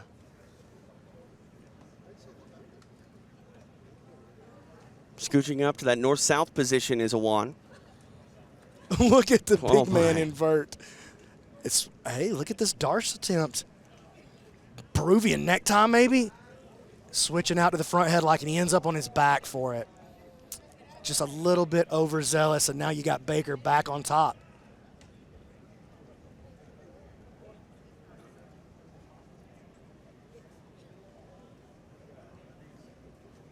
See Awan again trying to position himself more underneath Baker. He does not want to get flattened out again. Even though he was able to pull off a beautiful sweep in their earlier exchange, you do not want Baker on top of you, flattening you out in that half.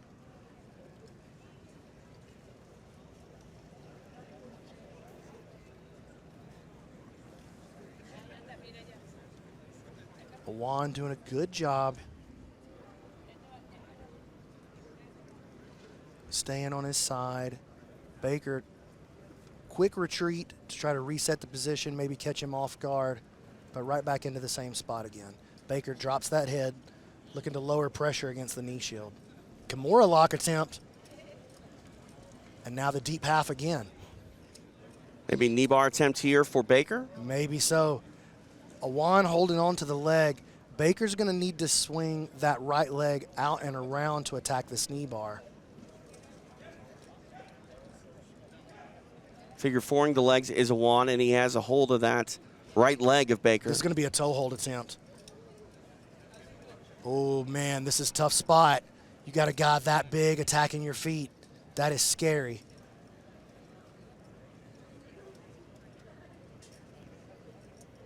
Awan trying to navigate his way through it. Yeah, and he's trying to get himself on the grips to stop Baker from just taking what he wants. Baker switching off to his hip now, trying to pull his knee out of that space just a little bit so he can set himself into the honey hole position. Looked like Baker was going to get that leg free for a brief moment, but now trying to triangle it again. Now he gets that leg extended, and there's the tap. Awan forced to submit. Austin Baker gets the knee bar submission in regulation. Fun little match, back and forth both ways, but it is Baker that gets the last laugh. He's on his way to the semifinals. We will make it official. Ladies and gentlemen, we have a winner at 5 minutes and 9 seconds into regulation by knee bar. It is Austin Baker. Awan was able to hit a nice sweep, get on top, get on the back of Austin Baker, but Baker was able to bide his time, be defensive, get his offense going, and pulled off a pretty nice knee bar. And we've seen the deep half guard being utilized 2 matches in a row from the bottom player. 2 matches in a row, the deep half guard has been countered with a submission. An arm lock the first time, and now a knee bar this time. Baker using that right hand to clear off, and as soon as he got that knee extended, that leg extended, heavy pressure on the knee. Second knee bar of the night, if I'm not mistaken. Absolutely right. Austin Baker getting it done here on his way to the semifinals. From El Paso, Texas, in the Speaking Rock Entertainment Center, you're watching the Eddie Bravo Invitational on UFC Fight Pass.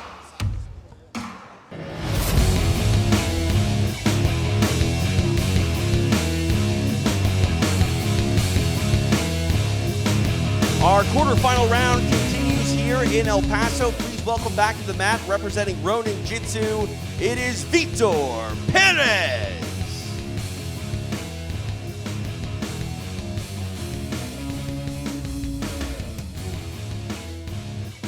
And his opponent, representing Legion American Jiu-Jitsu, it is Brailer Grout.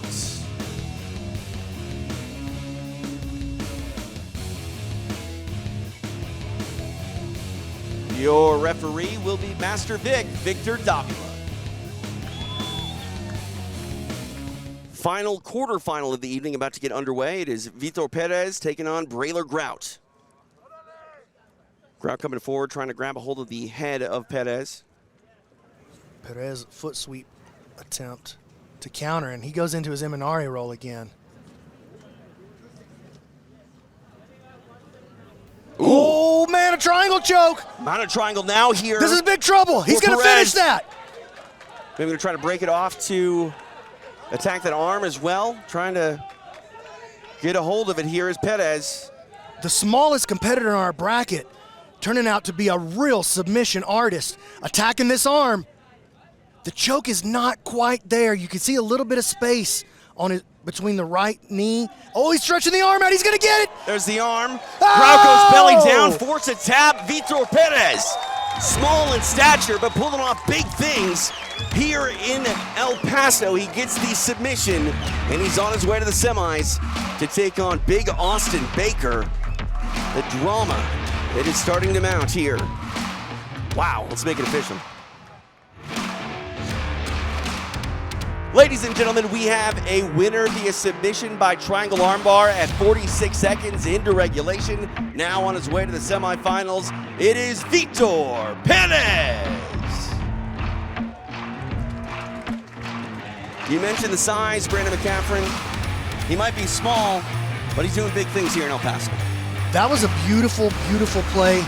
Using the thread of the triangle to expose the arm. You can see the choke wasn't quite on it, just a little bit of space. But as he starts putting some torque, like a bent arm lock, it forces Grout to extend his arm straight. Then he goes belly down, face plants on the mat. As he gets the arm extended, pressure goes into the elbow, and our smallest competitor moves forward to face our largest in the next round. And what a style matchup that's going to be, as Vitor Perez has some tricks up his sleeve. He'll need to call upon them next round when he takes on Big Austin Baker. What a night it has been thus far here in El Paso. The Absolutes putting on a show as we march closer and closer to EBI 20. Just about a month away. We are now down to just 4 competitors. I believe that's the fastest I've ever seen us work through a bracket and into the semifinals. You might be right about that.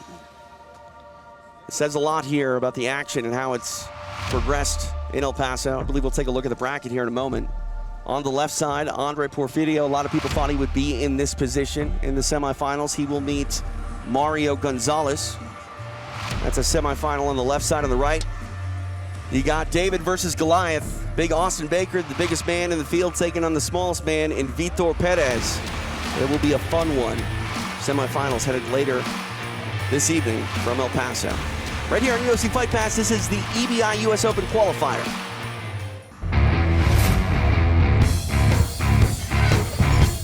Coming up, we have a special matchup featuring a combat jiu-jitsu world's veteran.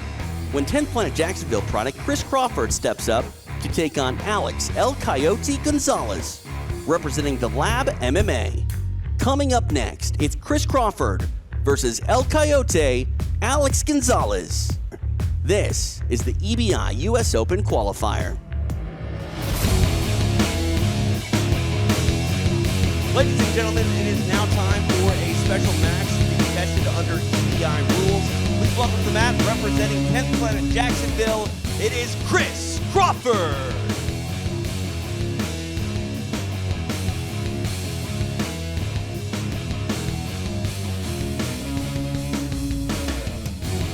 And his opponent representing the Lab MMA, it is El Coyote, Alex Gonzalez.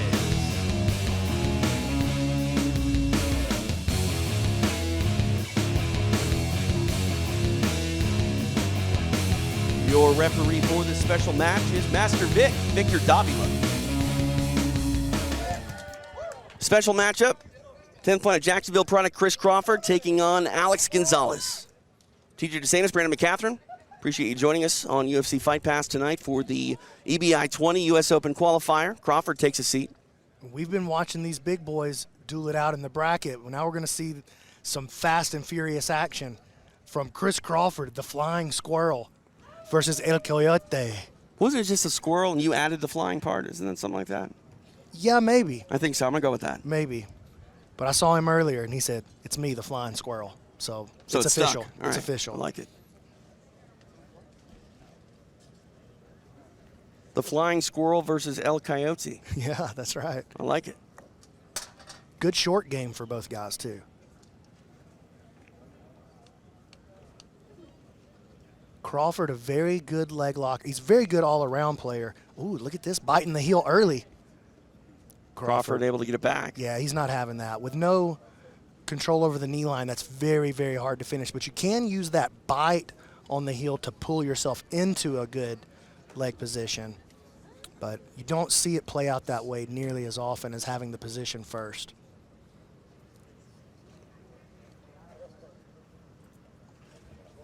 Crawford puts the feet on the hips.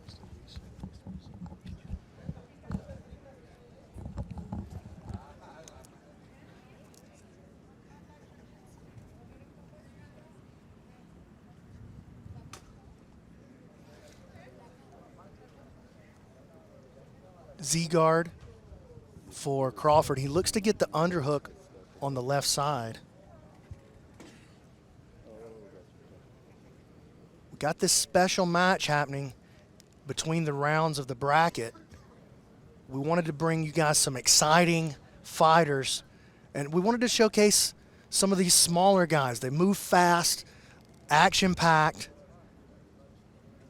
and a lot of times the smaller athletes will play a completely different game than the larger guys. And that's also what sort of makes the absolute so intriguing, because you don't know. I mean, we got Austin Baker taking on Vitor Perez later. I have no idea what that match is going to look like. Yeah, me either.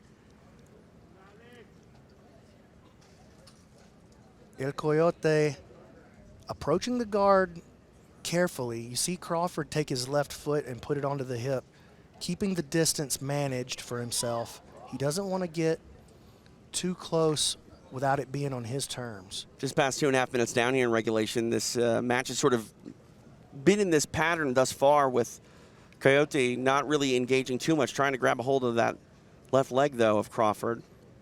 And he'll try to use, again, using the gripping and the finishing style grip to move himself into a leg position. We saw him do that a little earlier, maybe trying to pass across the 50-50. Crawford attacking the leg on his own. He's got it. Nicely done, Chris Crawford. Gets a submission. Beautifully done for the Flying Squirrel. Spoils the night of El Coyote. Chris Crawford bringing back the win to 10th Planet Jacksonville. Let's make it official. Ladies and gentlemen, we have a winner via straight ankle lock at 3 minutes and 2 seconds into regulation. Let's hear it for Chris Crawford.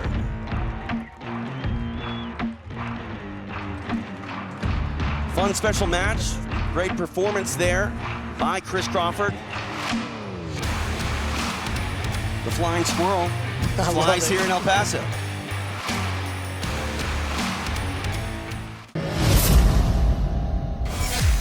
The EBI 20 US Open Qualifiers has been made possible by UFC Fight Pass. Step into our world. Hit by a truck? Call Chuck. Chuck Rumman and his team are ready to help you. Visit them at hitbyatruckcalledchuck.com.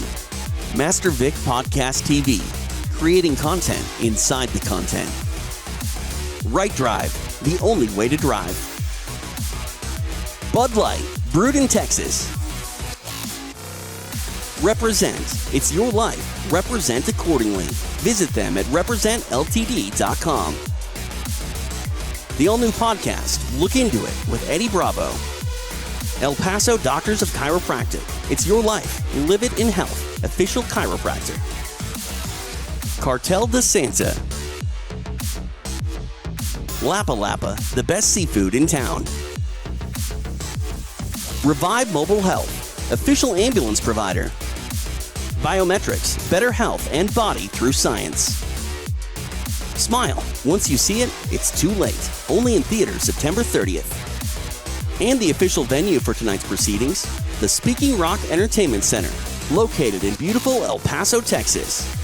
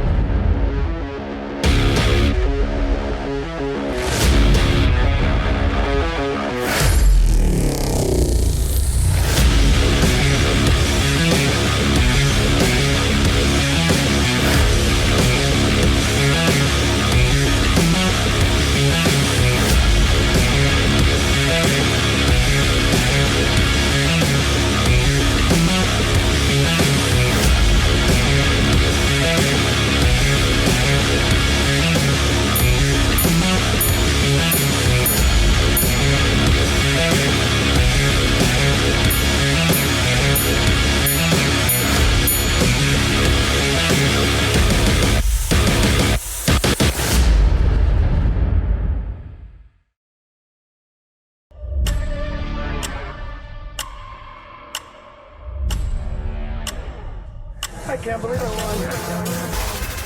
And you still got people out there with double mask and face shields and shit. Look into it.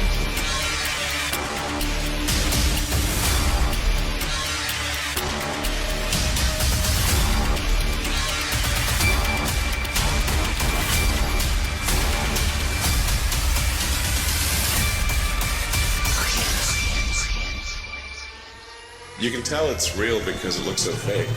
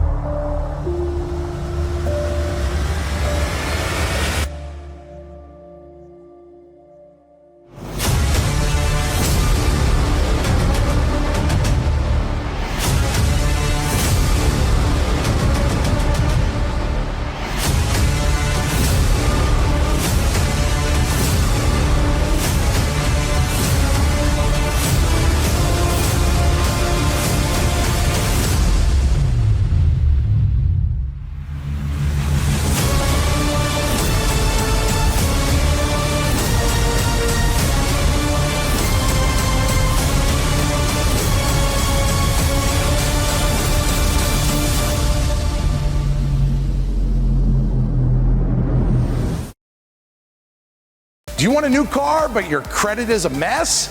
Don't worry, because Right Drive says yes. We've helped thousands of El Pasoans with less than perfect credit get into the vehicle of their dreams. And we can help you too. Bad credit, no credit, bankruptcy, foreclosure, we don't care. So whether your credit is a 500, a 400, or a 300, we'll make it happen. Every dealership can count, but there's only one you can count on. Right Drive, the only way to drive.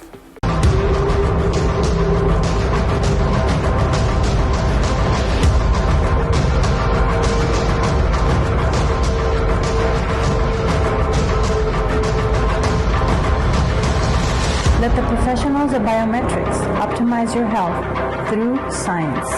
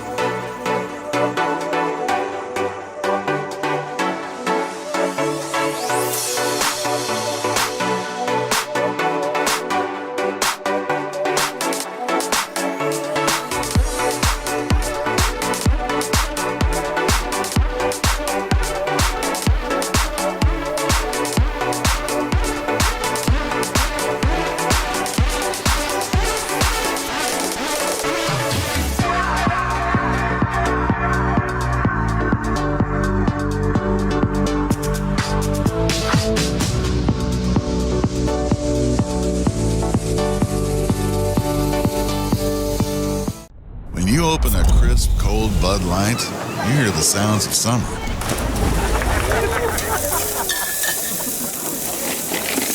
There any Bud Lights left? We mean every sound.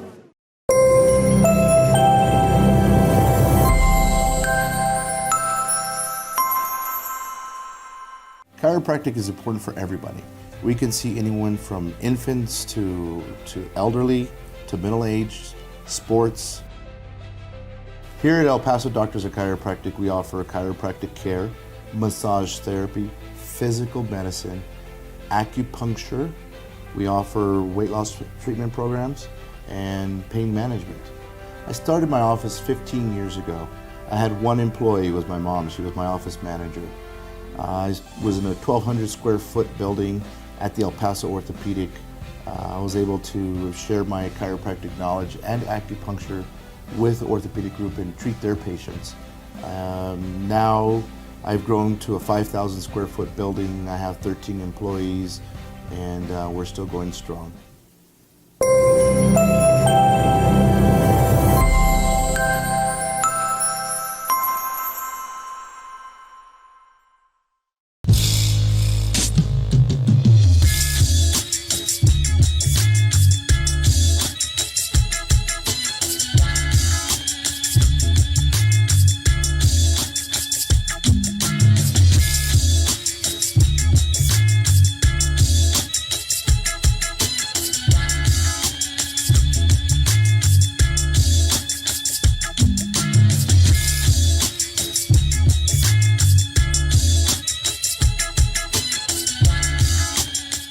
Inch by Inch returns to the United States with a weekend full of the best jiu-jitsu rule set, plus combat jiu-jitsu.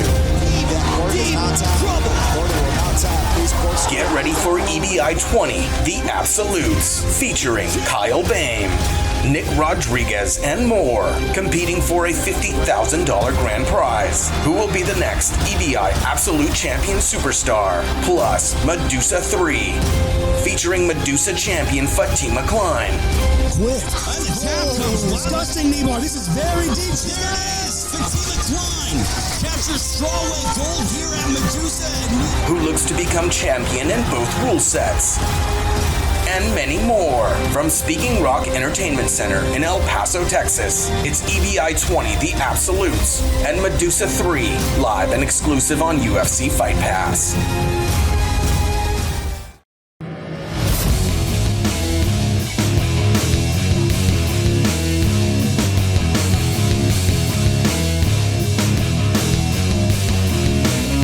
Ladies and gentlemen, it is time for our first semifinal here in El Paso. Please welcome back to the mat, representing Fight Sports, it is Andre Portofirio.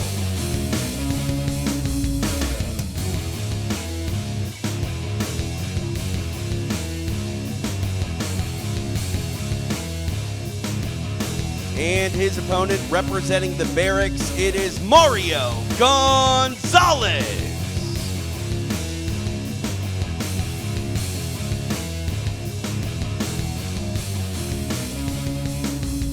Your referee for the semifinal is Master Eddie Bravo.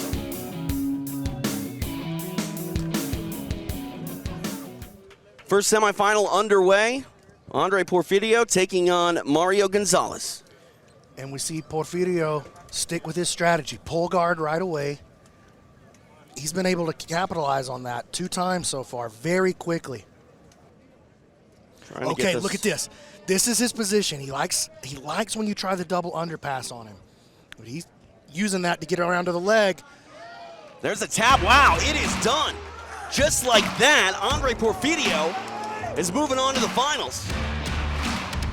Beautiful bit of jiu-jitsu there turned in by the Fight Sports product. And we'll see him look to capture this tournament and a berth into EBI 20. Let's make it official. Ladies and gentlemen, we have a winner at 25 seconds into regulation. Now, on his way to the tournament finale, it is Andre Portofirio. Well, they don't get paid by the hour here, Brandon McCaffrey, and looking at Andre Portofirio, he made it quick. He barely gets paid by the minute, man. So he uses that inversion to sneak around to the backside. As he lands here, I believe it was an inside heel hook that got the job done. Honestly, I couldn't tell what grip he had there. See, in my world, we call it a leg lock. Yeah, that's a leg lock. Right. That's a leg lock. Let's call it a leg lock. Not wrong. It was either a knee bar style attack or, depending on the grip that he had, it could have been an inside heel hook. Well, it will punch his ticket to the tournament finale. Andre Portofirio living up to that status as one of the favorites here in El Paso.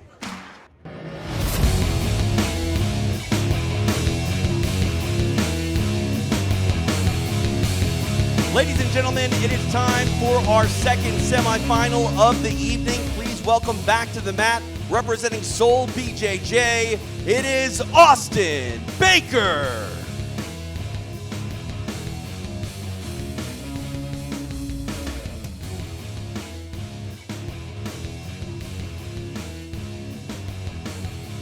And his opponent representing Ronin Jitsu, it is Victor Perez.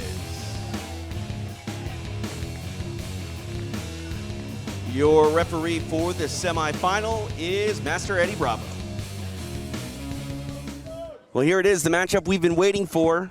Biggest man in the bracket, Austin Baker taking on the smaller man, the smallest man, and Victor Perez. 200, no, look at that. Hey. 263 pounds for Baker, 179 for Perez. It was light as a feather there. And he foot sweeps the giant. What? Oh my goodness. Baker quickly back to his feet. A true David and Goliath style matchup. Almost 100 pounds separates these two competitors. Now Baker on top. Butterfly guard there for a brief moment for Perez. And I know that Perez he's a quick finisher. He's a great guard player. And he's very confident with his guard. But you do not want a guy with that kind of size discrepancy. Look at the arm drag. Around to the body lock. Trying to utilize that speed advantage here is Perez. And he gets Baker down to the mat. Looking to throw the first hook. We talk about the size difference. Obviously, there's some strength difference as well. But what else changes when you're so much bigger or smaller than your opponent? Do certain submissions go out the door? Well, the big guy definitely has some submissions that he can hit on a smaller guy that he may not be able to pull off in his own weight class. But it's all, in a way, there's an advantage for the smaller guy, too. He's just so much faster, more dexterity, a lot more flexibility usually. And you can see when he made that move to the arm drag, he got around the corner quick on Baker. And he's leading the dance here, a minute and a half in. And that's one thing we'll say about Perez. He's had some tricks up his sleeve all night. He's gone for Imanari rolls. He's got different angles and different looks. Some unorthodox things have led to his success here tonight. He's got 2 arm locks leading into this semifinal. Of course, that arm lock he got against Grout in the last round manifested itself off of the triangle choke attempt.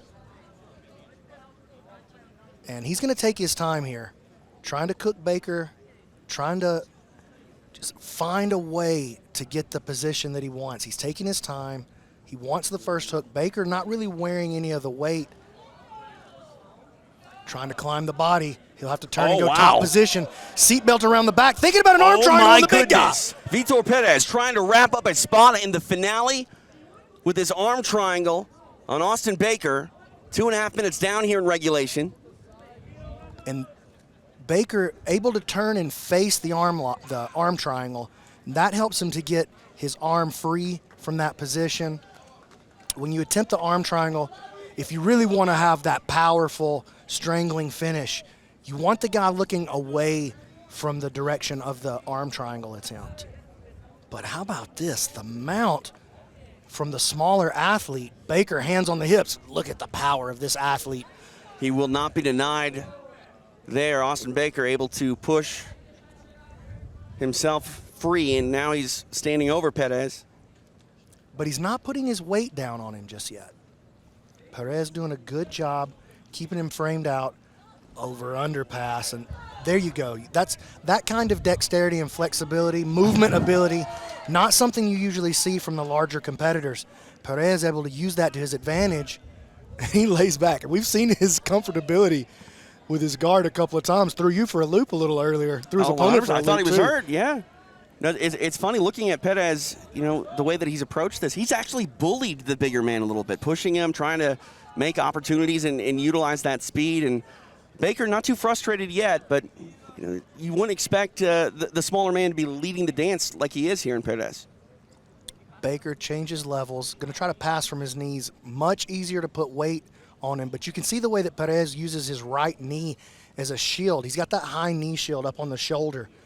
It keeps Baker from bringing his body in too close and dropping his weight in. Man, look at that flexibility. Baker closes the distance, though. Looking to step around the knee and win the inside space on this side. Perez may be getting himself into some trouble here.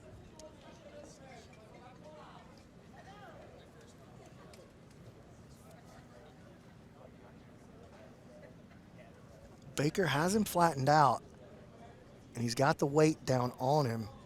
Perez pushes away, trying to free his knee, and he does. Removes Baker's weight, and back into the open guard. Baker, quick step around, and look at that dexterous play off the bottom position from Perez.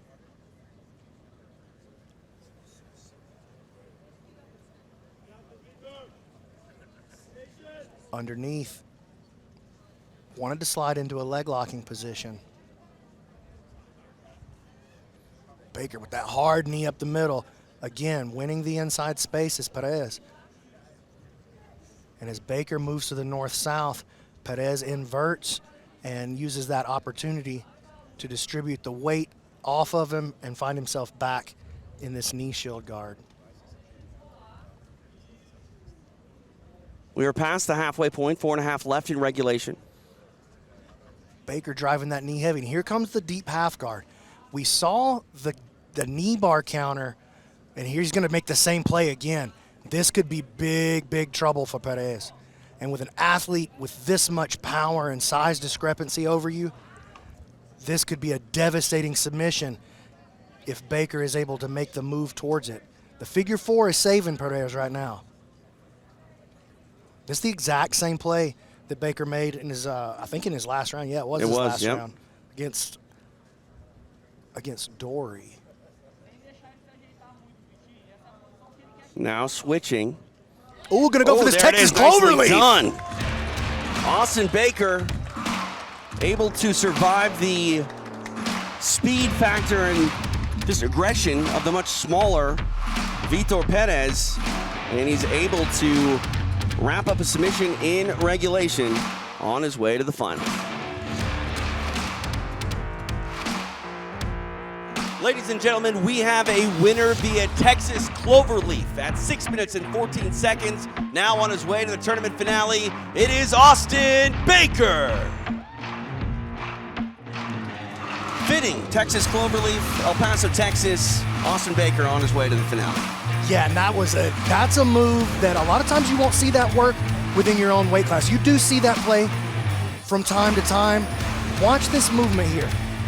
Baker moves around into the honey hole. He takes control of the secondary leg, and he crosses it over the top. Look how he underhooks, and he drives a lot of pressure. Sometimes that plays out as a knee bar, but oftentimes the Texas Cloverleaf plays out as a straight leg lock, using the shin bone of your own leg as a fulcrum to drive the pressure. Austin Baker getting it done. We will see him in the finale with a spot on the line at EBI 20. What a night it has been thus far here in El Paso. We'll take a look at our bracket here on the left side. Andre Portofirio coming in as one of the bigger favorites, lives up to that role and is able to get himself into the finals where he will take on Austin Baker again, another big favorite. Correct me if I'm wrong, B-Mac, have these guys matched up with one another in the past? They have. They met in a very tightly contested match, and Baker actually went down to Portofirio via Porfirio's specialty move, which is the no-arm triangle. Well, they will reignite their rivalry here in our tournament finale with a spot at EBI 20 on the line. You're watching the Eddie Bravo Invitational US Open Qualifier on UFC Fight Pass.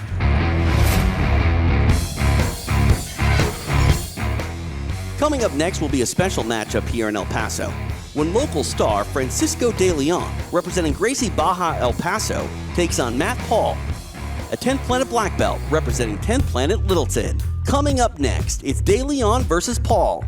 Live from El Paso, this is the EBI US Open Qualifier.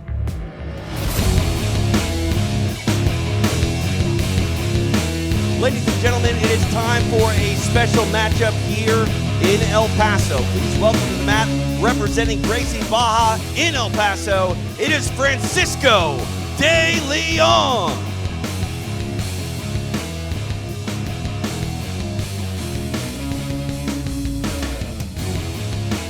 And his opponent, representing 10th Planet Littleton, it is Matt Paul.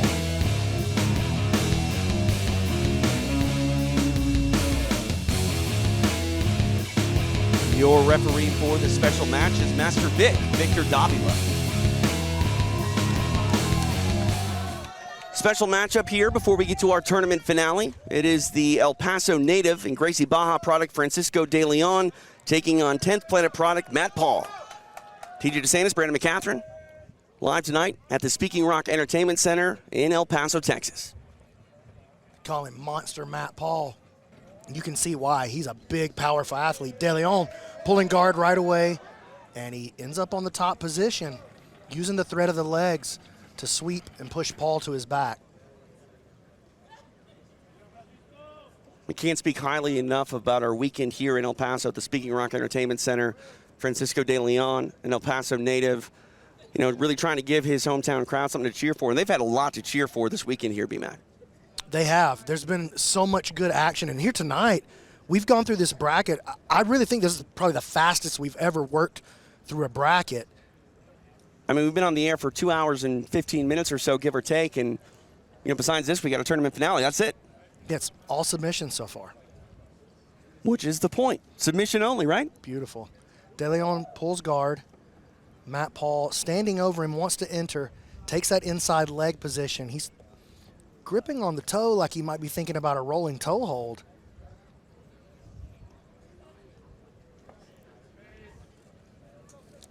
Two very good black belts. Oh, Monster Matt getting on the head as he turns the corner. De Leon wise to it, able to make sure he doesn't get wrapped up.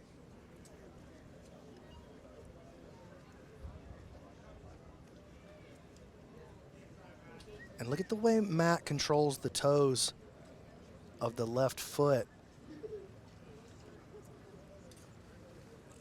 The threat of the toe hold could keep De Leon from playing the kind of guard that he wants to play and really pummeling the way he wants to. And he takes the underhook from the bottom position. Oh, the shoulder crunch sweep. Okay. Paul able to shrug it free. You can see Paul, though, immediately respect that. You have to. I mean, it's a sweep. Again, that sweep works all the way up the food chain against the best guys in the world. We saw Gordon Ryan turn Buchecha over with that sweep. Buchecha, of course, one of the most accomplished grapplers of all time. Great entry by De Leon. Gets on the heel. Does he have the knee line trapped? He does. Okay, Matt frees the knee line. That was a nice play by De Leon. Now De Leon looking to pull that left leg of Paul in. And Matt, known as a wrestler, Monster Matt, known as a heavy top game player. I believe we got a ham sandwich here from De Leon on the bottom side, using his legs to tie up Monster Matt. And he can sweep with this. It's possible to submit with this play. It's not that common to see the submission, but it's a great sweeping position. And you can see that he's starting to gain some ground on Monster Matt.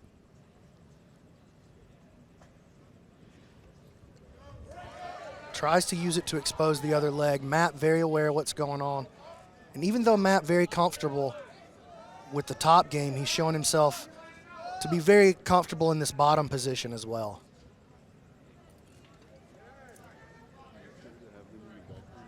The leg battle continuing here as we get closer and closer to the edge of the mat.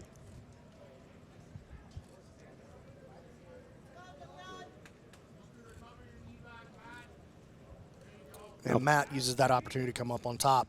And he is very good when attacking the head. De Leon has to be very careful here. Matt has a very diverse front headlock game. He can switch between arm-in guillotines, darces, anaconda chokes. And he's now switching back off to a darce style attack. But De Leon looking to get under the deep half. And he does. A lot of deep half here in the tournament tonight. I guess this is not the tournament, this is a special match, but Matt trying to counter the deep half by lifting the elbow up. He's going to use it to move into a reverse triangle position. Excellent play. Here. De Leon in a bit of trouble. He's got that Kimura using the grip as Kimura well. to pull him out. Switching off to the triangle now. Matt trying to get up onto the top position with this triangle, going to put a tremendous amount of pressure on De Leon. That was a beautiful counter to the deep half. De Leon still surviving, and he gets free. Nicely done for the El Paso native. He survives, and the crowd here, the Speaking Rock, coming alive. You know, we talk about him being a native. We've taken this show and Combat Jiu-Jitsu Worlds on the road in Cancun and here in El Paso, and you see the local talent start to get better and, you know, perform on the stage as well. It's important for the cities that these shows come to. They have to get better. As the level of talent rises around you, it forces you to either level up or become irrelevant. And you can see when we've been to El Paso many times now. We've been to Mexico many times now, and you can see the athletes that show up on these cards, they're better and better every time we see them. Good framing off the bottom by De Leon, but Matt looking to put pressure down.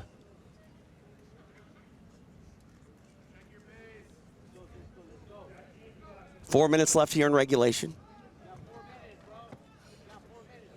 De Leon working the underhook on the left side. You've got to be very careful. Every time you play the underhook from the bottom position, you open up the opportunity for a good guy to get on your head. And we saw earlier that De Leon used this to get into the ham sandwich position.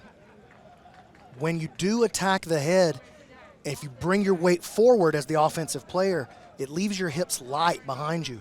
And that opens up leg entanglement opportunities for the bottom guy. But Matt using it to pass.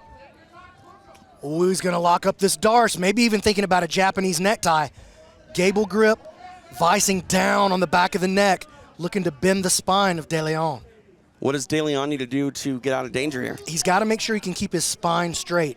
If the Darce does get any deeper, he's going to want to either get belly down to defend it, or he's going to want to get belly up, back flat on the mat. But Matt is working slowly, inching towards this Darce. This is big trouble. He can finish this. Big, strong athlete. The monster Matt Paul putting on the big squeeze here. That's and it. De Leon forced to submit. Matt Paul getting it done here in El Paso. He locks up the submission in regulation.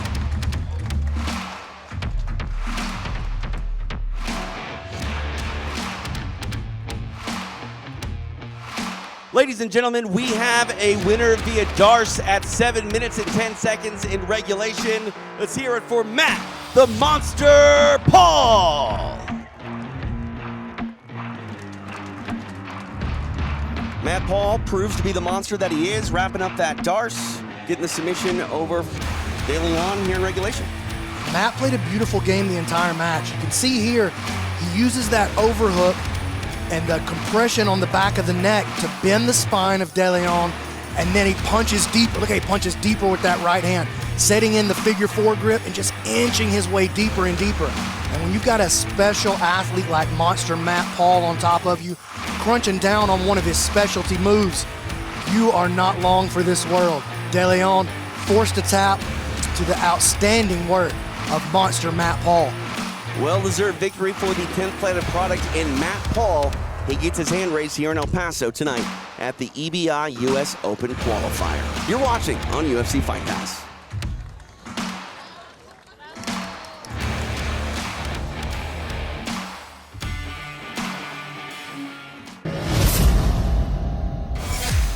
The EBI 20 US Open Qualifiers has been made possible by UFC Fight Pass. Step into our world. Hit by a truck? Call Chuck. Chuck Rumman and his team are ready to help you. Visit them at hitbyatruckcallchuck.com. Master Vic Podcast TV. Creating content inside the content. Right Drive, the only way to drive. Bud Light, brewed in Texas. Represent. It's your life. Represent accordingly. Visit them at representltd.com. The all-new podcast, Look Into It, with Eddie Bravo. El Paso Doctors of Chiropractic. It's your life. Live it in health. Official chiropractor. Cartel de Santa. Lapa Lapa, the best seafood in town. Revive Mobile Health. Official ambulance provider. Biometrics, better health and body through science. Smile. Once you see it, it's too late. Only in theaters September 30th. And the official venue for tonight's proceedings, the Speaking Rock Entertainment Center, located in beautiful El Paso, Texas.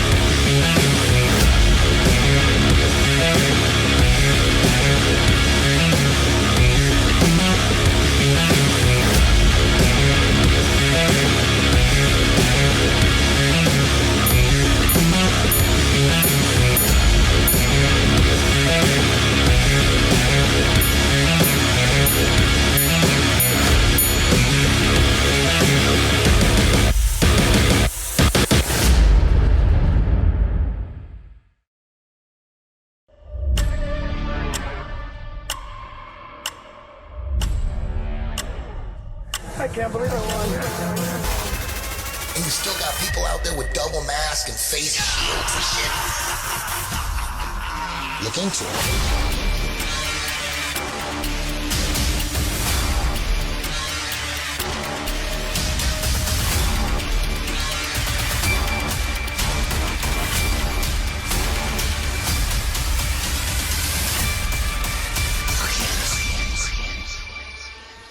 You can tell it's real because it looks so fake.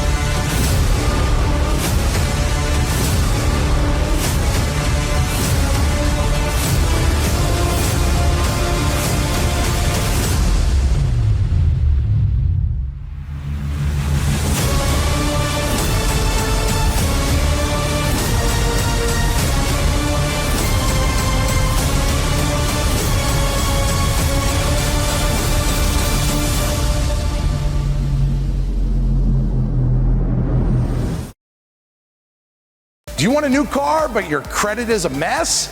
Don't worry, because Right Drive says yes. We've helped thousands of El Pasoans with less than perfect credit get into the vehicle of their dreams. And we can help you too. Bad credit, no credit, bankruptcy, foreclosure, we don't care. So whether your credit is a 500, a 400, or a 300, we'll make it happen. Every dealership can count, but there's only one you can count on. Right Drive, the only way to drive.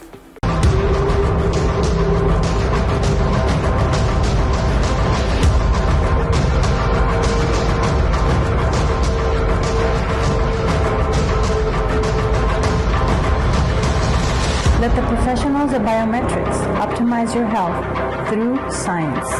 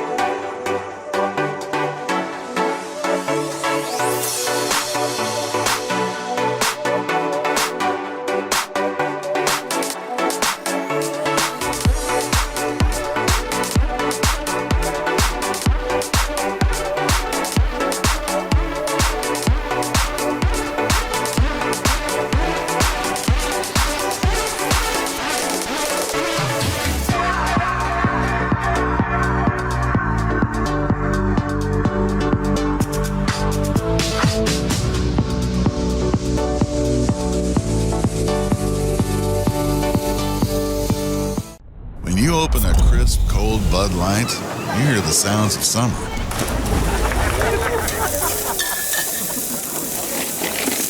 There any Bud Lights left?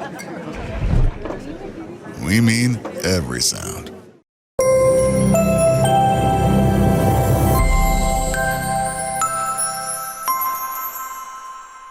Chiropractic is important for everybody. We can see anyone from infants to elderly, to middle-aged, sports. Here at El Paso Doctors of Chiropractic, we offer chiropractic care, massage therapy, physical medicine, acupuncture. We offer weight loss treatment programs and pain management. I started my office 15 years ago. I had one employee, it was my mom. She was my office manager. I was in a 1,200 square foot building at the El Paso Orthopedic. I was able to share my chiropractic knowledge and acupuncture with the orthopedic group and treat their patients. Now I've grown to a 5,000 square foot building. I have 13 employees, and we're still going strong.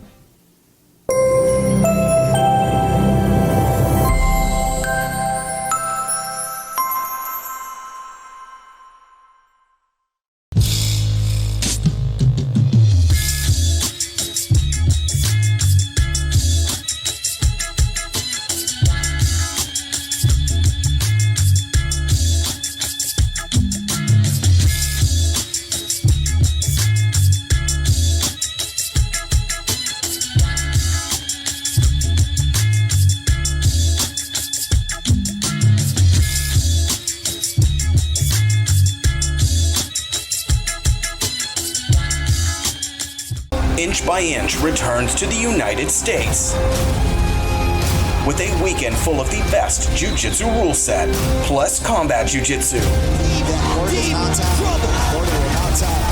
Get ready for EBI 20, The Absolutes, featuring Kyle Bame, Nick Rodriguez, and more, competing for a $50,000 grand prize. Who will be the next EBI Absolute Champion Superstar? Plus Medusa 3, featuring Medusa champion Fatima Klein. Quit. Unattacked coach. Disgusting knee bar. This is very deep. There it is. Fatima Klein captures strawweight gold here at Medusa. Who looks to become champion in both rule sets. And many more. From Speaking Rock Entertainment Center in El Paso, Texas, it's EBI 20, The Absolutes, and Medusa 3, live and exclusive on UFC Fight Pass.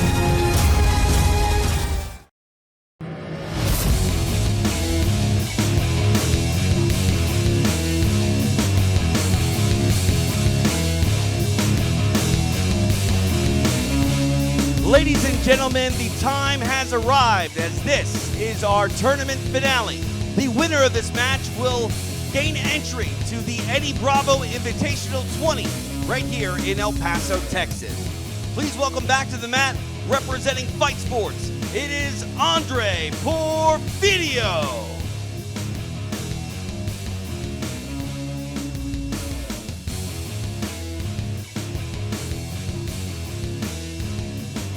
And his opponent, representing Soul BJJ, it is Austin Baker.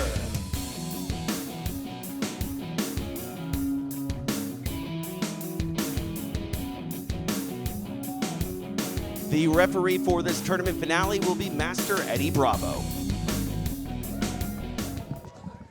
And here we are, one thing to do in El Paso. It's the tournament finale of this EBI 20 Absolute US Open Qualifier. Andre Portofirio taking a seat, going head-to-head here with Austin Baker. That's been his MO all night. 6 submissions between both these guys. They've both submitted all their opponents en route to the final. Out of those 6 submissions, 5 have been leg locks. Portofirio, all leg lock submissions. Baker opened the show with that rear naked choke against Fisher, but it's been a knee bar and a Texas cloverleaf in his last 2 matches.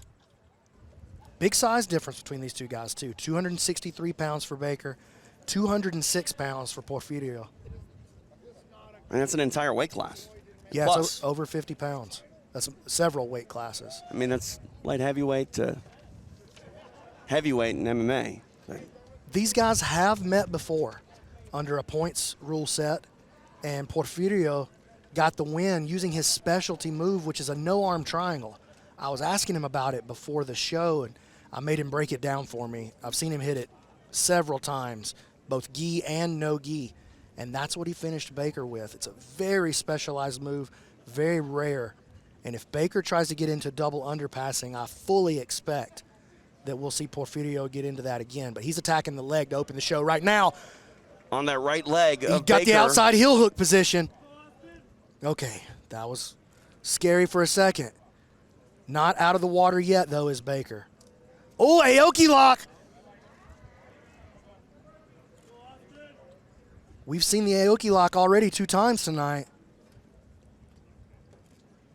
Portofirio finished one earlier. Oh, there's the tab. It. Wow. Nicely done. Andre Portofirio taking home the submission. Baker on the mat. Maybe a bit hurt. I think he broke his foot. That Aoki lock attacks the inside portion of the foot in a very unique way, and I think he broke his foot. Eddie Bravo giving some attention to Austin Baker, but the match and the tournament berth to EBI 20 belongs to the Fight Sports product and Andre Portofirio, who shows some sportsmanship as he walks over to Austin Baker, who is obviously in a ton of pain. 2 men embrace. TJ, I think that's the least amount of time that we've ever seen a bracket winner spend on the mat. Those were lightning fast in every round for Portofirio. Like I said, you don't get paid by the hour here at the Eddie Bravo Invitational, but $50,000 could be in the future of Andre Portofirio. Let's make it official. Ladies and gentlemen, we have a winner via submission in regulation now on his way to EBI 20. It is Andre Portofirio.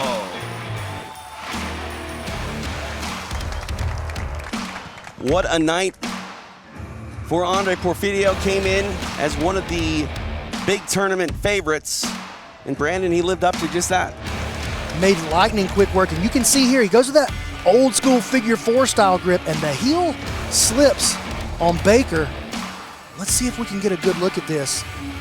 Oh yeah, you see when the heel slips out, oh, he pops that foot on the inside. That is a brutal, brutal submission by Portofirio. We saw him utilize the Aoki lock twice tonight.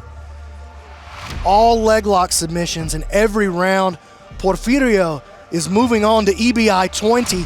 He is your US Open Qualifier champion. I'm here with your winner, Andre Portofirio, getting it done. You are now entered into EBI 20, just about a month away. Let's talk about the tournament finale with Austin Baker. I mean, it looked like he broke his foot. Yeah, it was an amazing fight. I fought Austin before, amazing guy. And I knew if I put my game, I would submit him. I drew a lot. I came here ready. I felt that I was the most ready here, so I was very confident. You saw like all my fights was fast. I came for this money as well because I need this money, man. And I'm happy, man. I'm not surprised. I'm here to win the big one. This was just a little step. 4 down, 4 to go, potential $50,000 prize could be in your future. You can use this momentum and carry it through to EBI 20? I'm just gonna tell the guys, be ready! You heard it here. Andre Portofirio getting it done on his way to EBI 20. I'll be at EBI 20, so will be my commentating partner, Brandon McCatherine. B-Mac, what a weekend it has been here in El Paso, Texas. This is a submission grappling city, to say the least, and we were treated to another great show here tonight. Yeah, incredible event. Incredible event. We had a master of the leg lock game in Portofirio. Come back in here. Yeah, Portofirio, I want to ask you, was leg locking the plan coming in here tonight? I'm a leg locker since white belt, and who knows me, who follow my journey, I already saw submitting many people with leg locks, you know. Since white belt, straight foot locks, and then brown and black with everything. I'm a 4 times IBJJF World Champion. I'm Pan American Black Belt World Champion. I'm also European Champion, World Pro Champion, everything champion. And now I want to conquer the no-gi world as well. What got you into leg locks? It's not normal for Brazilians to get so into leg locks. What happened? From my city, it's very normal because I came from Santos, and Santos are the best leg lockers. Rodrigo Cavaca, Marcos Buchecha, Felipe Andrew, Renato Cardoso. So they inspired me a lot to start attack the foot. It's just like it's normal where I came from. You mentioned Cavaca. Is that how you learned the lock that you finished here? You finished it twice tonight. Is that where you learned the Aoki lock? He inspired me a lot. But to be honest, the guy who inspired me the most was Renato Cardoso. Today he's teaching in Abu Dhabi, but he's a big champion as well, big friend. When I started Jiu-Jitsu, he was the best brown belt in Brazil, one of the best. Just Leandro Lowe was a rock on his way, but this guy is amazing, you know. And I always talk with him. I spoke with him another day. He gave me some advice. And yeah, man, this is my game. And you guys don't sound naughty, you know, because I was able to catch the submission fast today, but I have a lot more than that. I came from Cicero Costa. I'm the bolo guy. I think that's the fastest we've ever seen anybody work through this bracket. Was that the plan coming in? Make it quick? Yeah, I came just to submit. I drew a lot. I was a replacement for the ADCC last week, so I was training a lot. You know, I was waiting, expecting someone to get hurt. Of course, nothing bad. But unfortunately, I don't got in. But I was there. I was a replacement on the 88 division. The guy who won, I beat him before, and I would like to have this match on the big event as well. Giancarlo, let's go. Well, you're ready. I think the competitors at EBI 20, they need to be ready, and we'll see you back here in El Paso in just about a month. Congrats. Thanks so much. There he is, Andre Portofirio, your US Open qualifier here at the Eddie Bravo Invitational. Again, from yesterday in combat jiu-jitsu, today to EBI. I can't wait to get back here in just about a month and do this all again. It's been an epic weekend. Thank you guys so much for coming out. We had a great time here. Great show. Big thank you to Eddie, to Master Vic, Inch by Inch Productions. Yep, Brandon Moreno right here in the crowd. I mean, a UFC champion who was here all weekend long, taking it in with us. And we appreciate you joining us. And again, don't forget to come back here to Speaking Rock here. Oh, here he is. Oh, we have the champ. Brandon Moreno right now. What'd you think about the show, Brandon? Man, that's crazy, man. I was a little bit concerned about the straight ankle lock because it looks like very bad, but everything is fine. I think so, hopefully. All in good fun, all in good fun. And we're going to do it again coming up in just about a month. For Brandon McCaffrey, Brandon Moreno, Master Vic, Eddie Bravo, I'm TJ DeSantis. We'll see you next time for the Eddie Bravo Invitational.